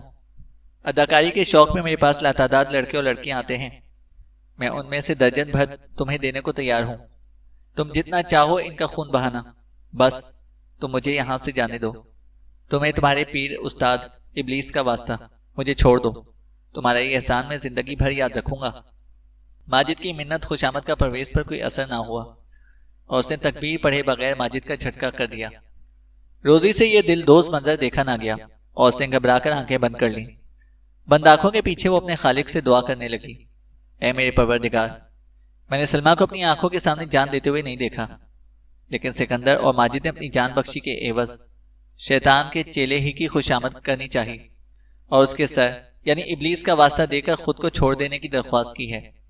کاش وہ ان نازک لمحات میں ایک بار بھی اپنے خالق حقیقی کو پکار لیتے۔ وہ سخت بے وقوف تھے، اس لیے حرام موت مارے گئے، لیکن اے میرے معبود، میں تیرے سوا کسی کو نہیں جانتی، تو ہی میرا خالق ہے، تو ہی میرا مالک ہے۔ میرا ایمان ہے کہ موت اور زندگی صرف تیرے اختیار میں ہے، میں نہیں جانتی تو اس گھر کے اندر مجھے موت دے گا یا زندگی، یہ تو صرف تو ہی جانتا ہے۔ میں تو صرف اتنا جانتی ہوں کہ تو مجھے بھی جو بھی دے گا میں اس پر صابر و شاکر ہوں۔ بس میری تجھ سے اتنی سی درخواست ہے کہ اگر شیطان کا ایک معمولی سا چیلا مشتاق نادیدہ بن کر گاڑی کو ڈرائیو کر کے یہاں تک لا سکتا ہے تو میں کیوں نہیں؟ اے قادر مطلق، اے بحر و بر کے مالک، تو مجھے تھوڑی دیر کے لیے نادیدہ بنا دے تاکہ میں شیطان کے اس چیلے کو اسی قلعے کے اندر نیست و نابود کر دوں۔ بے شک جب تک تیری مدد کسی انسان کی پشت پر نہ ہو وہ شیطان کو شکست نہیں دے سکتا۔ ان دعائیہ کلمات کے اختتام پر روزی نے خود کو ہلکا پھلکا محسوس کیا۔ اس کے ساتھ ہی اس نے اپنے اندر توانائی کا ایک بے بہا خزانہ موجزن پایا۔ اس نے آنکھیں کھول دیں۔ ریحان واسطی یعنی پرویز ماجد سے نبٹ چکا تھا۔ اب وہ ماجد کی بے حس و حرکت جسم کو مارتھا کے تابوت کے اوپر سے کھینچ کر نیچے اتارنے کی کوشش کر رہا تھا۔ اس سے پہلے بھی وہ دو انسانوں سکندر اور سلمیٰ کو مارتھا کی بھینٹ چڑھا چکا تھا۔ وہ اپنے شکار کو کھلے ہوئے تابوت کے اوپر آر پار رکھ کر ذبح کر ڈالتا تھا۔ اس طرح مذبح کے نرخرے سے ابلنے والا خون مارتھا کی لاش کے غسل کا کام کر رہا تھا۔ 3 شکار کی قربانی دی جا چکی تھی، اب چوتھے شکار یعنی روزی کی باری تھی۔ اس سے پہلے کہ شیطان کا چیلا ماجد سے فراغت حاصل کرنے کے بعد روزی کی تلاش میں روانہ ہوتا، روزی اپنی جگہ سے کھسک کر تاریکی کا سہارا لیتے ہوئے دبے پاؤں تہخانے کی ایک دیوار تک پہنچنے میں کامیاب ہو گئی۔ دیوار پر ٹنگی ہوئی مشل تہخانے کے صرف اسی حصے کو روشن کر رہی تھی جہاں چوبی میز پر مارتھا والا تابوت رکھا ہوا تھا۔ روزی کو اس بات کا بھی کوئی تجربہ نہیں ہوا تھا کہ وہ اس وقت دیدہ ہے یا نادیدہ، تاہم دعا کے بعد اس کے اندر اتنی ہمت اور حوصلہ آ گیا تھا کہ اسے کسی بات کی پرواہ نہیں تھی۔ وہ شیطان کے اس چیلے سے ٹکرانے کے لیے پوری طرح تیار ہو چکی تھی۔ اسی مقصد کو حاصل کرنے کی خاطر وہ ہر صورت میں اپنے ٹارگٹ تک پہنچنا چاہتی تھی، اور اس کا ٹارگٹ تھی دیوار کے ساتھ ٹنگی ہوئی روشن مشل۔ وہ لمحہ بہ لمحہ سلگتے ہوئے مشل والی دیوار تک پہنچ گئی۔ چراغ تلے ہمیشہ اندھیرا ہی دیکھا اور سنا گیا ہے۔ مشل کے نیچے والا دیوار کا حصہ بھی تاریک تھا۔ روزی کو مذکورہ حصے تک رسائی حاصل کرنے میں کسی دقت کا سامنا نہیں کرنا پڑا۔ اب وہ روشن مشل سے محض اتنے فاصلے پر تھی کہ ہاتھ بڑھا کر اس مشل کو اسٹینڈ پر سے اتار کر اپنی گرفت میں لے سکتی۔ وہیں کھڑے کھڑے روزی نے شیطان کے چیلے کا بغور جائزہ لیا۔ وہ ماجد کی لاش کو باقی 2 لاشوں کے اوپر ڈھیر کر چکا تھا۔ پیدر پہ 3 قتل کے نتیجے میں اس کے ہاتھ اور لباس بری طرح خون آلود ہو چکے تھے۔ لہو کے متعدد چھینٹے اس کے چہرے پر بھی دیکھے جا سکتے تھے، جن کی وجہ سے اس کی پکے ہوئے آڑو والی شکل کی ہیبت ناکی اور درندگی میں کئی گنا اضافہ ہو چکا تھا۔ اسے دیکھ کر روزی کو کراہیت کا احساس ہوا۔ اس کا جی متلانے لگا۔ اس نے بڑی مشکل سے خود کو سنبھال لیا۔ اس وقت ایک سیکنڈ نہایت قیمتی تھا۔ اس کی ذرا سی لرزش بنا بنایا کھیل بگاڑ سکتی تھی۔ وہ سانس روک کر تاریکی میں کھڑے کھڑے اس لمحے کا انتظار کرنے لگی جب شیطان کا چیلا اس کی تلاش میں پیش قدمی کرتا۔ دعا کے مثبت اثر سے روزی کو یقین تھا کہ پرویز اس کی جانب بڑھنے کی بجائے اس کی تلاش میں مکان کے بالائی حصے کی طرف جائے گا۔ اگلے ہی لمحے اس کا یقین رنگ لے آیا۔ قدرت نے اس کا ساتھ دینے کا فیصلہ سنا تھا۔ پرویز اسے نظر انداز کر کے دوسری جانب بڑھا ہی تھا کہ وہ حرکت میں آ گئی۔ وہ بڑے فیصلہ کن اور عملی لمحات تھے۔ روزی نے برق کی سی رفتار کے ساتھ مشل کو اس کے سٹینڈ سے جدا کیا۔ اس کی اس اچانک حرکت نے روشنی کے پھیلاؤ کو تہخانے کی محدود فضا میں ادھر سے ادھر نچا کر رکھ دیا۔ یہ فوری تبدیلی بھلا شیطان کے چیلے کی نگاہ سے کیسے چھپی رہ سکتی تھی؟ پرویز ایک جھٹکے سے پلٹا۔ اس کی پلٹ سے پہلے ہی روزی مشل سمیت اس پر جھپٹ پڑی۔ وہ ہوا میں جیسے پرواز کرتے ہوئے پرویز کے اوپر آئی۔ یہ اس کی ایک اضطراری جست تھی جو ہدف پر جا بیٹھی تھی۔ پرویز اس اچانک افتاد سے گڑبڑا گیا۔ روزی کے لیے اتنی سی مہلت کافی تھی قبل اس کے کہ پرویز سنبھل سکتا۔ روزی مشل کی مدد سے اس کے لباس کو نظر آتش کر چکی تھی۔ جب تک وہ اس اچانک بدلتی ہوئی صورتحال کو سمجھ پاتا، اس کا پورا لباس بری طرح آگ کی لپیٹ میں آ چکا تھا۔ دیکھتے ہی دیکھتے وہ آگ کا گولا بن گیا۔ وہ دیوانوں کی طرح چیخنے چلانے اور ناچنے لگا۔ اس کی حالت دیدنی تھی۔ وہ اس اچانک ٹوٹ پڑنے والی افتاد کے باعث ہوش و حواس کھو بیٹھا تھا۔ اسی بدحواسی میں وہ تہخانے سے باہر جانے کی بجائے چکراتے ہوئے سکندر، ماجد اور سلمہ کی لاشوں کے اوپر جا گرا۔ نتیجے کے طور پر لاشوں کے جسموں پر موجود لباسوں نے بھی بھڑکتی ہوئی آگ کو ویلکم کہا۔ اس کے بعد روزی نے اس قلعہ نما مکان کے تہخانے میں ایک ایسا منظر دیکھا جس نے اس کے رونگٹے کھڑے کر دیے۔ بات ہی ایسی تھی کہ اسے اپنی آنکھوں پر یقین نہ آیا۔ مارتھا والے تابوت کے اندر 2 کوہنا سالب ہاتھ برآمد ہوئے اور ان ہاتھوں نے بڑی سرعت اور مہارت کے ساتھ پرویز کو تابوت کے اندر کھینچ لیا۔ اگلے ہی لمحے وہ تابوت اور چوبی میز بھڑکتی ہوئی آگ کا ایندھن بن رہے تھے۔ اس دلدوز اور ہولناک منظر کی تاب نہ لاتے ہوئے روزی نے باہر کی جانب دوڑ لگا دی۔ روزی ہانپتے کانپتے جب اس قلعہ نما عمارت سے باہر آئی تو چہارسو گہری تاریکی کا راج تھا۔ اس نے پلٹ کر پیچھے نہیں دیکھا اور گاڑی کی جانب دوڑ لگا دی۔ اس وقت وہاں گاڑی ہی ایک ایسی چیز تھی جو گھپ اندھیرے میں روشن نظر آ رہی تھی۔ اس کی اندرونی لائٹ آن تھی، ہیڈ لائٹس بھی روشن تھی اور غرانے جیسی ایک مسلسل آواز اس بات کی دلیل تھی کہ گاڑی اسٹارٹ ہے۔ وہ لوگ اسی گاڑی میں ایک خوفناک سفر کے بعد اس مکان تک پہنچے تھے۔ کوئی اور وقت ہوتا تو شاید وہ اس گاڑی کو چھونا بھی پسند نہ کرتی، لیکن اس وقت وہ ہر ڈر اور خوف سے آزاد ہو چکی تھی۔ جب سے اس نے اپنے پروردگار کے حضور گر گرا کر دعا کی تھی، اس کے اندر جرأت اور اعتماد کا ایک لامتناہی سلسلہ پھیل گیا تھا۔ پھر وہ شیطان کے چیلے کا حشر خود اپنی آنکھوں سے دیکھ چکی تھی۔ وہ نیست و نابود ہو چکا تھا۔ اس کے عبرت ناک خاتمے نے بھی روزی کو بے پناہ حوصلہ بخشا تھا۔ اپنے عقب میں ایک خوفناک دھماکے کی آواز سن کر وہ دہل گئی۔ اس نے مکان کی انداز میں پلٹ کر قلعہ نما عمارت کی طرف دیکھا۔ یہ دھماکہ یقیناً اسی عمارت کے اندر ہوا تھا۔ اس نے جو کچھ دیکھا وہ بہت خوفناک تھا۔ آگ نے پوری عمارت کو اپنی لپیٹ میں لے لیا تھا۔ نارنجی شعلے آسمان کی طرف اٹھ رہے تھے۔ یوں محسوس ہوتا تھا جیسے اس تاریک ویرانے میں کسی نے جہنم دہکا دیا ہو۔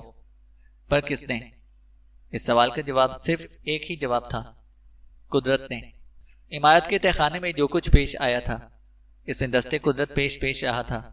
جن لوگوں نے مصیبت کے وقت اپنے خالق کو فراموش کر کے طاغوتی طاقت سے رحم کی بھیک مانگی، وہ عبرتناک انجام سے دوچار ہوئے۔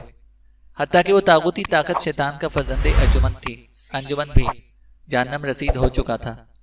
روزی نے اپنے مالک حقیقی کو پکارا تھا اور اس قادر مطلق نے اس کی کمائی کا مدد بھی کی تھی جب ہی وہ زندہ سلامت اور محفوظ تھی۔ روزی نے خوفناک شعلوں میں گھری ہوئی اس قلعہ نما عمارت پر الوداعی نگاہ ڈالی اور ایک جھٹکے سے دروازہ کھول کر گاڑی کی ڈرائیونگ سیٹ پر آ بیٹھی۔ اگلے ہی لمحے اس کی نظر پیسنجر سیٹ پر پہنچی۔ پیسنجر سیٹ پر اس کا ہینڈ بیگ اور سیل فون موجود تھا۔ وہ حیرت سے آنکھیں پھاڑ کر ان چیزوں کو دیکھنے لگی۔ عمارت کے اندر جو ہولناک واقعات پیش آئے تھے ان میں ہینڈ بیگ یا سیل فون کو دھیان میں رکھنا ممکن نہیں تھا۔ افراتفری کے اس دہشت ناک ماحول میں سب کو اپنی جان بچانے کی پڑی ہوئی تھی۔ شیطان کی اولاد نے انہیں سوچنے سمجھنے اور سنبھلنے کا موقع ہی کہاں دیا تھا۔ روزی آنکھوں دیکھی حقیقت کو جھٹلا نہیں سکتی تھی۔ بے ساختہ اس کی زبان سے نکلا، یہ سب یہاں کیسے پہنچ گیا؟ اگلے ہی لمحے اس نے ہاتھ بڑھا کر اپنے ہینڈ بیگ کو اٹھا لیا، پھر اسے کھول کر اضطراری انداز میں اس کے اندر رکھی چیزوں کا جائزہ لیا۔ ہینڈ بیگ کی ہر شے جو کی توں اپنی جگہ پر رکھی ہوئی تھی۔ وہ اس حیرت سے ابھی سنبھل بھی نہیں پائی تھی کہ بیگ کے سامان میں ایک اضافے کو دیکھ کر چونک اٹھی۔ یہ اضافہ ایک ڈی وی ڈی کی شکل میں تھا۔ وہ مذکورہ ڈی وی ڈی کو دیکھتے ہی پہچان گئی۔ عمارت کے اندر ریحان واسطی نے یہ ڈی وی ڈی 2 لاکھ روپے کے عوض اس کے حوالے کی تھی اور اس نے ڈی وی ڈی کو اپنے ہینڈ بیگ میں رکھ لیا تھا، اور اب یہ ڈی وی ڈی اور 2 لاکھ کے کرنسی نوٹ ہینڈ بیگ کے اندر موجود تھے۔ روزی نے ڈی وی ڈی کو ہینڈ بیگ سے باہر نکال لیا اور گاڑی کا دروازہ کھول کر نیچے اتر آئی۔ یہ ڈی وی ڈی اس کے پاس ایک مخفی جرم کا منہ بولتا ثبوت تھا۔ ریحان واسطی نے اسے ٹی وی مانیٹر پر پلے کر کے روزی کو دکھایا تھا۔ اس ڈی وی ڈی کا سلامت رہنا انتہائی خطرناک ثابت ہو سکتا تھا، لہٰذا پہلی فرصت میں اسے تلف کرنا ضروری تھا۔ روزی چند قدم چل کر جلتی ہوئی قلعہ نما عمارت کے نزدیک پہنچی، پھر اپنے جسم و جان کی پوری طاقت کے ساتھ اس نے ڈی وی ڈی کو آتش زن عمارت کے اندر اچھال دیا۔ شیطان کے چیلے ریحان واسطی کے اس مکروہ کارنامے کا اس آسیب زدہ عمارت کے ساتھ ہی فنا ہو جانا ضروری تھا۔ اس نے ایک کام سے فارغ ہونے کے بعد وہ دوڑتے قدموں کے ساتھ گاڑی تک پہنچی، پھر اس کی ڈرائیونگ سیٹ سنبھال کر وہاں سے روانہ ہو گئی۔ اگلے ہی لمحے غیر ارادی طور پر اس کی نگاہ بیک ویو مرر پر پڑی اور وہ بری طرح چونک اٹھی۔ عقبی منظر دکھانے والا آئینہ حیرت میں ڈوبا ہوا تھا۔ پس منظر میں قلعہ نما عمارت آگ کی لپیٹ میں تھی اور جلتی ہوئی عمارت کے سامنے والے حصے میں لان کے قریب لیمپ پوسٹ کے نیچے کوئی کھڑا تھا۔ روزی نے سیکنڈ کے 1000ویں حصے میں اسے پہچان لیا تھا۔ وہ ریحان واسطی تھا، شیطان کا فرزند ارجمند، اور وہ شیطان زادہ روزی کی طرف دیکھتے ہوئے بڑے معنی خیز انداز میں مسکرا رہا تھا۔ روزی نے دل ہی دل میں اس آفت زادے پر لعنت بھیجی اور گاڑی کو ٹاپ گیئر میں ڈال کر اسے طوفانی رفتار سے اڑانے لگی۔ وہ اس حوالے سے بڑی پر اعتماد تھی کہ یہ شیطان اس کا کچھ بگاڑ نہیں سکے گا، کیونکہ ان لمحوں میں اسے تائید غیبی حاصل تھی۔ اس کی توبہ کو قبول کرتے ہوئے قدرت نے اپنا نادیدہ امدادی ہاتھ اس کی جانب بڑھا رکھا تھا، لہذا اس کے دل و دماغ میں شیطان کے ڈر اور خوف کا کوئی بھی شائبہ تک نہ تھا۔ وہ بڑے اطمینان کے ساتھ اس ویران سنسان ماحول میں ہیڈ لائٹس کی اچھلتی کودتی روشنی کے تعاقب میں گاڑی کو دوڑائے چلی جا رہی تھی۔ یہ سچ ہے کہ جب تک دنیا میں ایک انسان بھی باقی ہے، شیطان کو فنا نہیں۔ وہ کسی نہ کسی روپ میں بہرحال زندہ رہے گا، اور رہتی دنیا تک انسان اور شیطان کے درمیان خیر و شر کی رسہ کشی بھی جاری رہے گی۔ چینل کو سبسکرائب کریں اور بیل آئیکن کو پریس کریں تاکہ ہماری ہر اپڈیٹ آپ کو بر وقت مل سکے۔